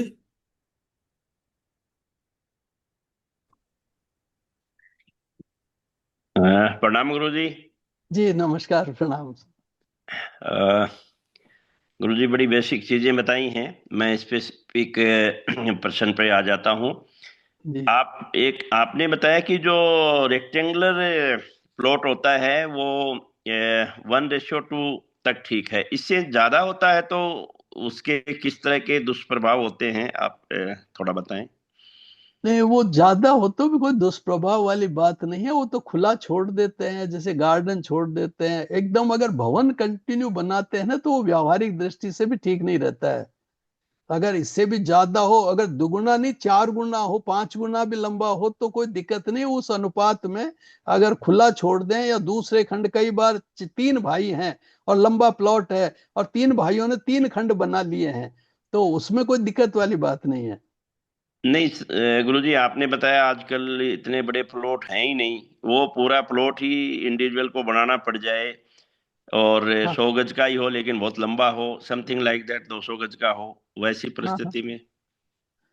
नहीं, जैसे लंबा अगर प्लॉट है तो वो उसका किसी भाग को, उनको इसमें जो एकदम लंबा किधर से, जैसे पैसे मतलब जो बताए थे अभी। उत्तर उत्तर दक्षिण में लंबा। हाँ, तो उत्तर दक्षिण में लंगा लंबा है तो आप उसको तो पूरे भवन को अनुपात में थोड़ा छोड़कर। और चरपेटे का है क्या? 90 डिग्री पे है सर। नहीं, चरपेटा है क्या? इससे सटा हुआ है क्या मकान? मकान वेस्ट साइड से सटा हुआ है, 3 साइड से ओपन है। और तो फिर आप बना दें 3 साइड, तो वेस्ट छटा हुआ है तो आपका सारा वास्तु पीछे चला जाएगा वेस्ट साइड में।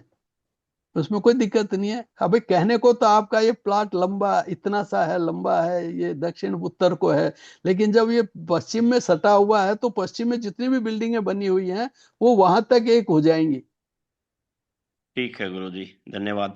अच्छा, दूसरा गुरुजी आप ये बताएं कि जैसे कोई प्लॉट है या कोई मकान है, उसके बाहर कोई वाटर बॉडी है, जैसे नॉर्थ ईस्ट में कोई वाटर बॉडी है, मकान के बाहर अंडरग्राउंड हम्म। टैंक है, तो वो क्या उस वास्तु इम्पैक्ट को करती है? जैसे नॉर्थ ईस्ट में वाटर बॉडी हो तो अच्छा माना जाता है। नहीं, वो ठीक है रहता है वैसे बच्चा, ये कोई बहुत जरूरी नहीं होता। देखिए क्या होता है कि वैसे तो जैसे ईस्ट में मान लीजिए बोरिंग है या पानी का टैंक है।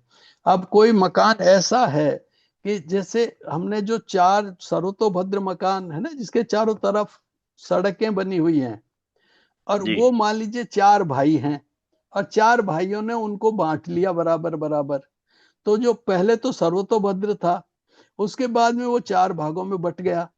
अब 4 भागों में बट गया तो एक भाई का ईशान कोण, दूसरे भाई का नैऋत्य कोण, तीसरे भाई का अग्नि कोण और चौथे भाई का वायव्य कोण एक कोने में मिल गया, बीच में जो ब्रह्म स्थान जिसको हम कहते हैं, वहां पर ये चारों दिशाएं मिल गई। जी अब चारों दिशाएं मिल गई तो एक भाई तो बोरिंग बना देगा वहां ईशान कोण मान करके, दूसरा भाई रसोई बना देगा साइड में, एक भाई वहां पर 100 फीटा गड्ढा कर देगा वायु मान करके इसका वेस्टेज का, सीवरेज का, और एक भाई वहां शयन कक्ष बना देगा। अब ये चारों एक ही कोने में हो गए, तो उधर 100 फीटे गड्ढे में तो वेस्ट जा रहा है सीवरेज का, और उससे 1.5 फीट की बाउंड्री के बाद में ईशान कोण में बोरिंग बना हुआ है। तो उस बोरिंग में से अमृत निकल जाएगा क्या? नहीं, वही वहां पानी से निकलेगा। वो वाला निकलेगा। तो क्या होता है, हमको जो मनुष्य जन्म दिया है ना, थोड़ा बुद्धि से काम लेने के लिए किया है कि सुविधा के अनुसार उनको अलग अलग दिशाएं, उसको पूर्व दिशा मान लें जिधर उनका मकान देख रहा है, और उस हिसाब से अपने भवन को बना लें। तो ये भी एक तरीका होता है। दूसरा क्या है, व्यवहारिक चीजें थोड़ी सी देखने की जरूरत है। जैसे प्रभु को ईशान कोण में कहते हैं कि भगवान ईशान कोण में पूजने चाहिए। एक तरफ तो हम उसको सर्वव्यापी कहते हैं, कण कण में भगवान है। जब कण कण में भगवान है तो उसको किसी एक दिशा में, एक कोने में कैसे बांध सकते हैं? वो नहीं बन सकता। तो सुविधा के अनुसार कि जहां पवित्रता रह सके जहां आप खुले में ठीक से पूजा कर सकें, ध्यान कर सकें, उस स्थान पर प्रभु का आराधना का स्थान बनाना चाहिए। तो ये उसके लिए कोई बंधन नहीं होता है, लेकिन अभी हो गया कि ईशान शिव का वास है, इसलिए उसको वहीं पर सब जो देखे वो ईशान में भगवान बनाएंगे। भगवान सर्वव्यापी है, उसको कहीं भी पूजो, भगवान स्थान में नहीं रहता, भगवान भावों में रहता है। तो वैसे ही ये जो ईशान कोण और ये जो है अग्नि कोण में रसोई बनाते हैं, लेकिन चारों तरफ अगर सटी हुई है, चरपेटा लगा हुआ है, आपकी हवा निकलने की जगह नहीं है, तो वो अग्नि कोण की रसोई क्या निहाल करेगी? वो बहुत बड़ी बीमारियां करेगी, परेशानियां करेंगी। इसलिए ऐसे में थोड़ा सा अपना विवेक काम में ले लेना चाहिए, थोड़ा आत्मविश्वास के साथ में रहे, क्योंकि आत्मविश्वास हमारा गिर जाता है तो फिर हमें परेशानियां होती है। परफेक्ट। गुरुजी एक और छोटा सा क्वेश्चन है मेरा जी। कि जैसे एक हमारा कर्म क्षेत्र है और हाँ। मेनली वही काम करता है, और दूसरी तरफ ये ज्योतिष वास्तु पामिस्ट्री मैं सारी चीजों को मिला के देख रहा हूँ, तो नॉर्मली जी। यूँ बोलते हैं भाई 80-90% आपका कर्म का ही प्रभाव रहता है, और 10-20% इन चीजों का जहाँ से आपको कुछ डायरेक्शंस मिलती हैं, आप उसके अनुसार काम कर लें, जो मैं समझ पाया हूँ। जी। तो लेकिन सर आदमी इतना भयभीत हो गया है कि वो 80-90% तो उधर मानने लग जाता है जैसे ही कोई विषम परिस्थिति आती है, जी। और जी। 10-20% उधर छोड़ता है कर्म हम्म। की तरफ। तो इस रेशियो को थोड़ा सा समझाएं, ताकि जितने भी लोग हैं उनमें कॉन्फिडेंस आए और मेरे में भी आए। देखिए, सही में तो क्या होता है कि ज्योतिष शास्त्र है वो एक ये वास्तु ज्योतिष शास्त्र या आत्मविश्वास पैदा करने के लिए होते हैं। ये शाश्वत सत्य सिद्धांत, एस्ट्रोनॉमी तो शाश्वत सत्य सिद्धांत है, लेकिन एस्ट्रोलॉजी शाश्वत सत्य सिद्धांत नहीं है। वास्तुशास्त्र शाश्वत सत्य सिद्धांत है, लेकिन इसके आज की परिस्थिति में शाश्वत सत्य सिद्धांत नहीं रहा है, जिन परिस्थितियों में भवन बनते हैं। अब वैसे हमें आत्मविश्वास जिस व्यक्ति में होता है वो जंग जीत जाता है, और ज्योतिषी एक काउंसलर होता है, वास्तुशास्त्री एक काउंसलर होता है जो आत्मविश्वास पैदा करता है। जैसे हाथी और शेर, हाथी में शेर से 10 गुना ताकत ज्यादा होती है, लेकिन अमूमन शेर हाथी को मार लेता है। लेकिन शेर में वो क्यों मार लेता है? क्योंकि हाथी से शेर में 10 गुना कॉन्फिडेंस ज्यादा होता है, और इसलिए वो उसको मार लेता है। तो वैसे ही हमारे पास जो आते हैं तो निराश लोग आते हैं, उनको कॉन्फिडेंस देने का काम ज्योतिषी का होता है, एक काउंसलर के रूप में काम करता है, वो काउंसलिंग करता है। अभी जहां तक कर्म का आपने प्रश्न कहा, जो गीता में कहा है ना, कर्मण्येवाधिकारस्ते मां फलेषु कदाचन, है हमारे कर्म पर ही हमारे अधिकार हैं। लेकिन जो फल पर अधिकार समझने लग जाते हैं वो टेंशन में रहते हैं। सिर्फ कर्म करो और फल की इच्छा छोड़ दो तो आनंद ही आनंद है। लेकिन हम कर्म करते हैं फल को डायरेक्शन में, फल की इच्छा के साथ में। तो जब फल की इच्छा होती है तो फिर हम निराशा होती है। जैसे कोई आईएएस दे रहा है, तो वो परीक्षा में अगर पेपर देते देते भी बच्चे को एकदम ये आ जाता है मेरा सिलेक्शन नहीं होगा, क्या होगा अगर नहीं हुआ तो वो जो दे रहा है वो भी चला जाएगा। तो ऐसी स्थिति में कर्म तो कर्म ही करना चाहिए, उस समय फल को नहीं देखना चाहिए। कर्म के समय फल ये निश्चित है कि हर कर्म का फल आपको मिले जरूरी नहीं होता, या आप चाहो वैसा मिले जरूरी नहीं होता, क्योंकि जो कहा ना कर्मण्येवाधिकारस्ते तो कहा है गीता में। लेकिन ये जो भाग्यम फलति सर्वत्र न विद्या न च पौरुषम, इसने कुंती ने महाभारत में कहा है कि जैसे कुंती के जो 5 पुत्र थे बहुत बलवान थे, विद्वान थे और बलवान थे, उनसे बड़ा बलशाली, उनसे बड़ा ज्ञानी कोई नहीं था। तो इसलिए कुंती ने कहा है कि भाग्यवंतम प्रसूये था माँ सूरा माँ च पंडिता सूराश्च धृत विद्याश्च वने सीदंति मत सुता, कि हर माँ को भाग्यशाली पैदा करना चाहिए, बलवान और बुद्धिमान पैदा नहीं करना चाहिए। मेरे बेटे बलवान थे और बुद्धिमान थे जो जंगल में ठोकरें खाते रहे, लेकिन वो दुर्योधन जो न बलवान था न बुद्धिमान था लेकिन भाग्यशाली था, तो मर ही गया, लेकिन पूरा राजा के पद पर जाकर के मरा।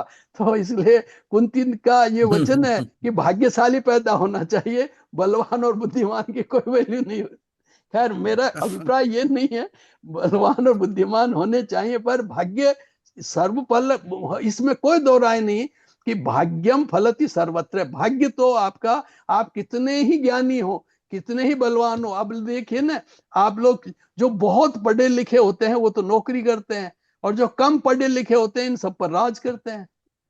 तो वहां क्या हुआ विद्या का?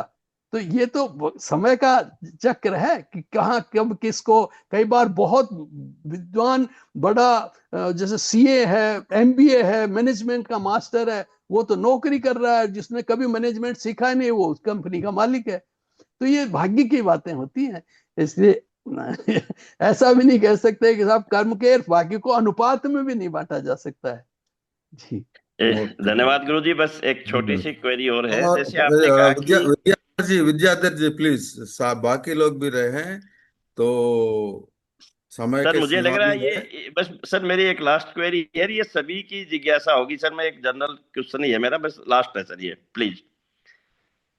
सर जैसे आपने बताया कि वर्तमान में जो वास्तु है वो काम नहीं कर रहा, क्योंकि पहले मिट्टी पत्थर लकड़ी इनसे बनता था, और जैसी परिस्थिति होती थी वैसा बनता है। अब बिजली भी है, उसमें सीमेंट भी है, चूना भी है, नल भी का पानी भी है, सारी चीजें हैं। तो क्या सर वास्तु को हमें साइड में रख देना चाहिए, इग्नोर कर देना चाहिए, या फिर आप जैसे विद्वान लोग उसका कुछ अपडेटेड वर्जन लेके आएंगे कि भाई अब सीमेंट वगैरह के साथ इस तरह से नहीं करना नहीं चाहिए? नहीं, इसका है ना, सीमेंट वर्जन के साथ वास्तु का है, ऐसा नहीं है। अभी आज की परिस्थिति के हिसाब से सुधरा हुआ वर्जन है वास्तु का, कि किधर भवन हो, कैसे भवन हो, कहाँ कैसे हो, वो सुविधाजनक तरीके से भवन, और अलग अलग के लिए अलग अलग तरह के होते हैं। कलर भी वास्तु के अनुसार होते हैं कि कैसे उसमें पुताई, रंग कैसा होना चाहिए, अगर उस पर पर्दा लगाए तो कैसा लगाना चाहिए, ये सब इंटीरियर भी पूरा वास्तु के अनुसार होता है। तो ये तो सब शास्त्रीय व्यवस्थाएं हैं, और हम तो राशियों के आधार पर, ग्रह के आधार पर उनको बताते हैं। धन्यवाद गुरु जी, धन्यवाद। जी श्री कृष्ण जी। प्रणाम प्रणाम प्रभु प्रणाम। प्रणाम। आपने तो इतना ज्ञान दे दिया कि समाना मुश्किल है। नहीं मैं नहीं नहीं। एक थोड़ी सी जिज्ञासा है। जैसे आजकल ये सरकार प्लाट काट के देती है, उसमें जो मकान बनाते हैं जी तो 3 तरफ से शेयरिंग वाल होता है, हाँ हाँ कॉमन वाल होता है। लेकिन जी उसमें एक अच्छी बात यह है कि जो बड़ा प्लाट होता है उसमें जो जिसको प्लाट मिलता है उसके आगे प्लाट के साइज के हिसाब से कुछ खुला छोड़ना पड़ता है, पीछे खुला छोड़ना पड़ता है। जी प्लाट अगर बड़ा है तो ड्राइववे छोड़ना पड़ता है। जी यानी 3 तरफ से खुला हो गया।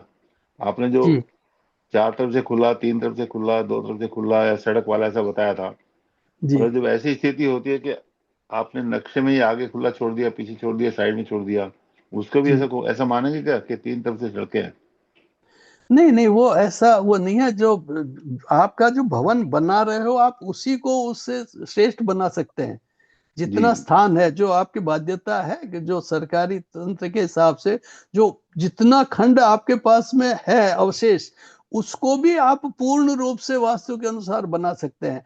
पर इन वास्तु से ज्यादा आपके ग्रह योग भी काम करते हैं, आपका समय चक्र भी करता है। इसलिए उससे बहुत ज्यादा वो न रहे, पर अपनी सुविधा के अनुसार भवन बनाना चाहिए। दूसरे के अनुसार खुद का भवन नहीं बनाना चाहिए। भवन हमारी सुविधा के अनुसार बनाना चाहिए, चाहे वास्तु शास्त्री सेलेक्ट सजेस्ट करे या कुछ, आपको कब क्यों चीज कहाँ चाहिए।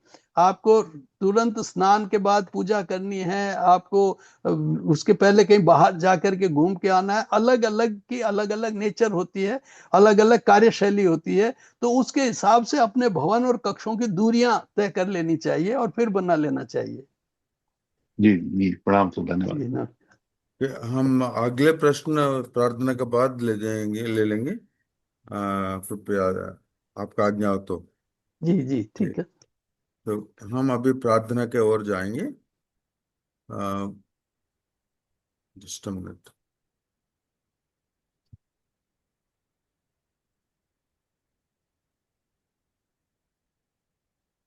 स्वस्ति प्रजाभ्य परिपालयन्तां न्यायेन मार्गेण महीं महिषाः गोब्राह्मणेभ्यः शुभमस्तु नित्यं लोकाः समस्ताः सुखिनो भवन्तु।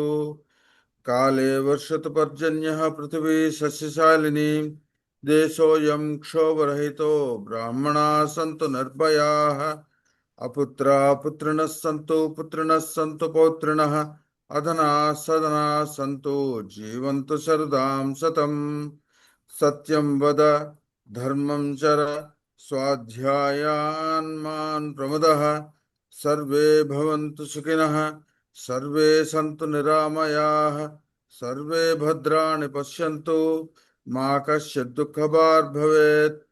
ओम शांति शांति शांति। ओम पूर्णमदः पूर्णमिदं पूर्णात् पूर्णमुदच्यते पूर्णस्य पूर्णमादाय पूर्णमेवावशिष्यते। ओम शांति शांति शांति। सर्वे जना सुखिनो भवन्तु। स्वस्ति। अब मैं शर्मा जी से अनुरोध करूंगा कि राष्ट्रगान गाएं। कृपया राष्ट्रगान के लिए खड़े हो जाएं। जन गण मन अधिनायक जय हे भारत भाग्य विधाता। पंजाब सिंध गुजरात मराठा द्राविड़ उत्कल बंग। विंध्य हिमाचल यमुना गंगा उच्छल जलधि तरंग। तब शुभ नामे जागे तब शुभ आशीष मांगे। गाहे तब जय गाथा जन गण मंगलदायक जय हे भारत भाग्य विधाता। जय हे जय हे जय हे जय जय जय जय हे। जय हिंद।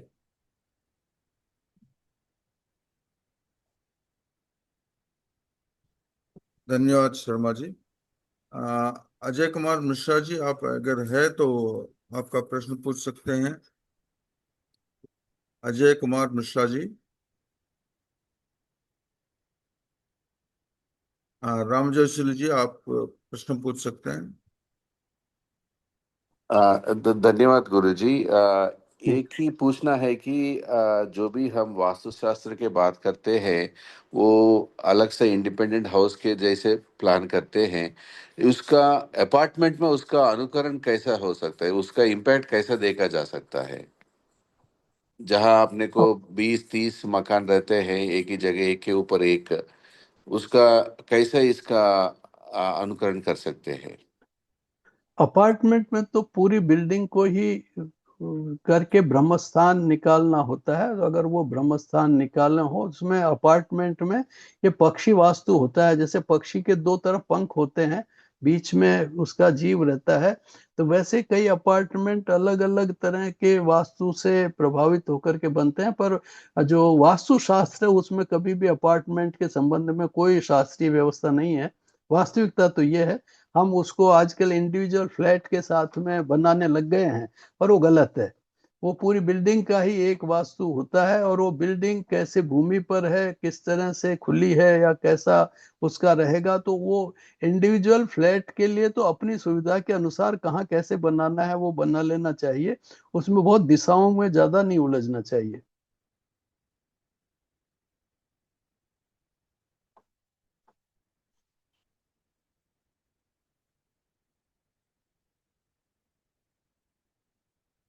सत्यवाणी जी, आप पूछ सकते हैं।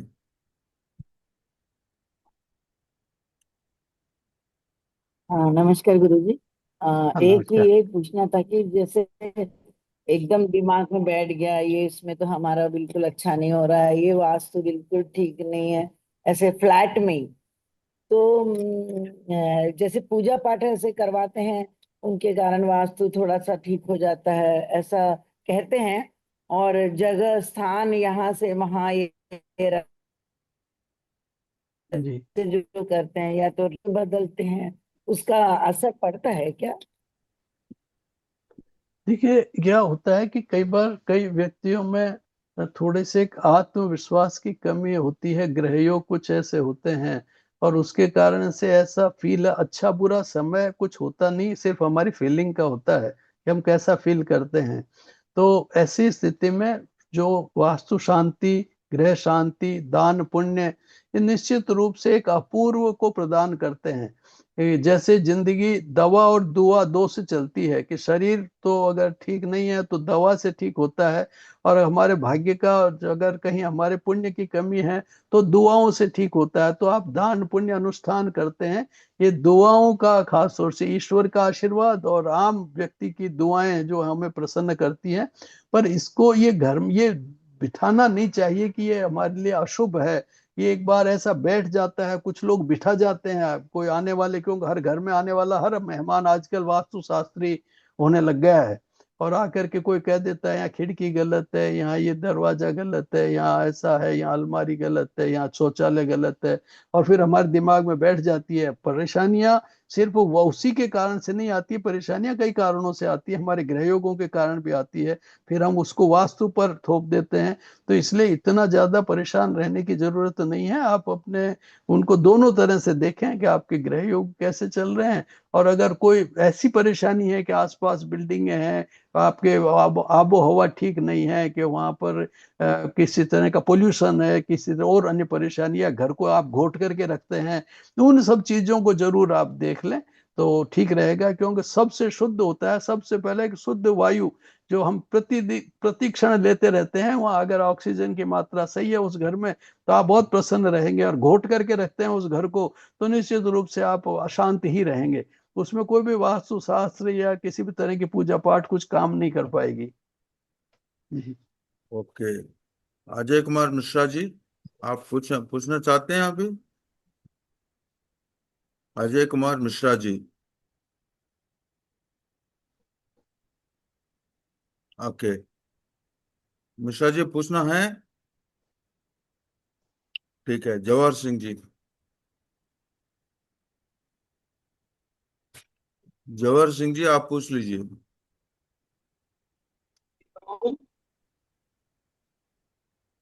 हाँ, अजय कुमार मेरी मिश्रा आवाज आ जी रही पूछ लीजिए जल्दी। हाँ, आवाज आ रही है, पूछ लीजिए जल्दी। है? आपका आवाज ब्रेक हो रही है अभी। ये कितना था क्या? आपका आपका आवाज ब्रेक हो रही है अजय कुमार मिश्रा जी। आवाज आ आवाज तो आ रही है, ब्रेक हो रही है। तो ठीक है, बहुत ब्रेक हो रही है। तो ठीक है, जवाहर सिंह जी, आप पूछ लीजिए। प्रणाम सर। हाँ, प्रणाम। मेरा क्वेश्चन ये है, अगर किसी भवन में वास्तु दोष है, ये कहते हाँ, हैं कि घर के सामने फ्रंट डोर के पास अशोक के पौधे, तुलसी का पौधा और घर पे स्वास्तिक का निशान बना देने से वास्तु दोष दूर हो जाते हैं, क्या यह सही है? देखिए, तुलसी का पौधा हमारे लिए बहुत मंगलकारी है, स्वास्तिक का चिन्ह भी हमारे लिए मंगलकारी है। अशोक के पौधे नहीं, वो तो किसी भी तरह का वृक्ष लगाएंगे वो सब हमारे लिए मंगलकारी हैं।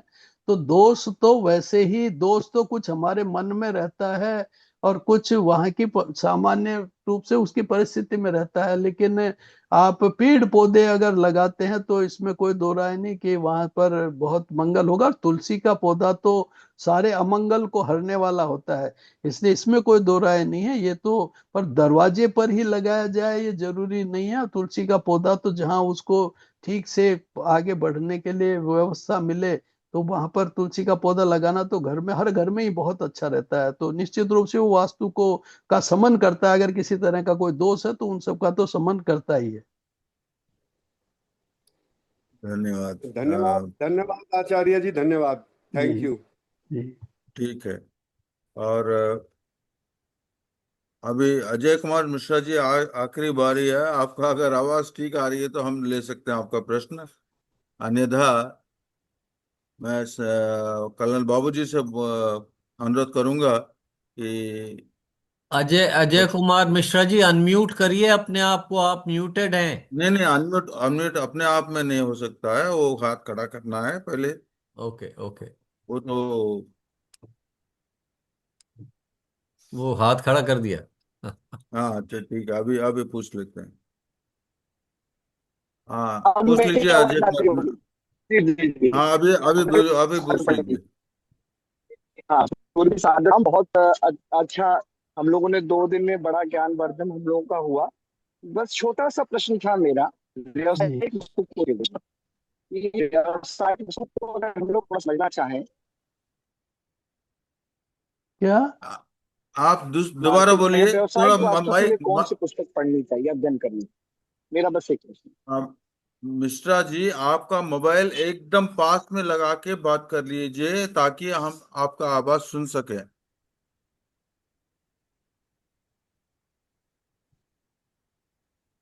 भैया जी गुरु जी सादर प्रणाम, मेरी आवाज आ रही है? नहीं तो फिर मैं हाँ बाहर अभी आ रही, बोलिए हाँ बोलिए। आ रही है। जी अच्छा अच्छा अच्छा, हाँ वो थोड़ा सा मेरा बस गुरु जी एक ही प्रश्न था कि व्यवसायिक वास्तु के लिए कौन सी पुस्तक हम लोग अध्ययन करें, क्योंकि मार्केट में कौन शास्त्रीय पक्ष के अनुसार अवेलेबल है? देखो, आप शास्त्रीय अनुसार तो एक पुस्तक है वाणिज्य वास्तु शास्त्रम। जी गुरु जी। वाणिज्य वास्तु शास्त्रम एक पुस्तक है, और एक वास्तु प्रबोधिनी पुस्तक है जो मेरी लिखी हुई है, मोतीलाल बनारसी दास के यहाँ से पब्लिश हुई है। जी जी, बहुत तो बहुत धन्यवाद गुरु जी, मैं ही ले लूंगा। आप इनको देख लीजिए जी। जी धन्यवाद। जी। और मैं सभी को ये बताऊं, मैं एक्चुअल में आवाज इसलिए ब्रेक हो रही थी क्योंकि मैं काशी विश्वनाथ दर्शन के लिए खड़ा था और बाबा देखिए अरे ठीक है, पीछे ही वाह है। धन्यवाद, वाह कोई वाह बात नहीं। वाह साहब, धन्यवाद, बहुत बढ़िया बढ़िया। धन्यवाद।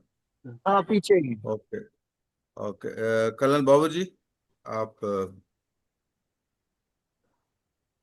ధన్యవాద్ Shishi Babu Garu. Thank you for giving me this opportunity. For the last 2 days, we have very exciting, informative lectures from Vinod ji. Vinod ji, हम आपका काफ़ी बहुत आभारी हैं कि आप अपना टाइम निकाल के हमें 2 दिन का टाइम दिया और ये वास्तु के बारे में काफ़ी अच्छा बताया। और आपका समय जो है काफ़ी मूल्य है, और 2 दिन का काम, 2 दिन का आपने जो टाइम दिया है वो that is very great. And on behalf of VSS और विश्व योग विद्यापीठ और पूरा जो भी स्टूडेंट्स है इधर, उनका तरफ से हम आपको धन्यवाद प्रकट करते हैं जी। Thank you. Okay, thank you Babu ji. और शास्त्री जी, एक अनुरोध है कि आपने 2 प्रेजेंटेशन हमें मेरे पास है, वो स्टूडेंट्स के साथ शेयर कर सकता हूँ। हाँ हाँ कर सकते हैं, कोई दिक्कत नहीं। और दूसरी चीज है, आपका मोबाइल नंबर चाह रहे हैं स्टूडेंट्स, वो मैं पोस्ट कर सकता हूँ। हाँ बिल्कुल कर सकते हैं। धन्यवाद। इसी ये दोनों रिक्वेस्ट थे। धन्यवाद, आप इतना अच्छा 2 दिन का हमको शिक्षा दिए हैं। Thank you. और ऑफ कोर्स कितना हम सही पे ले पाए वो दूसरी बात है, लेकिन मूल चीज जो है कि हम परेशानी ना हो, वास्तु ये ठीक नहीं है, वो ठीक नहीं है, ये दिमाग में लगाने से और भी ज्यादा परेशानी हो जाती है असली परेशानी से दूर। तो ये बहुत अच्छा किया आपने। धन्यवाद। फिर मिलेंगे आपसे। नमस्कार। थैंक यू नमस्कार जी। I close this session for the day. Thank you.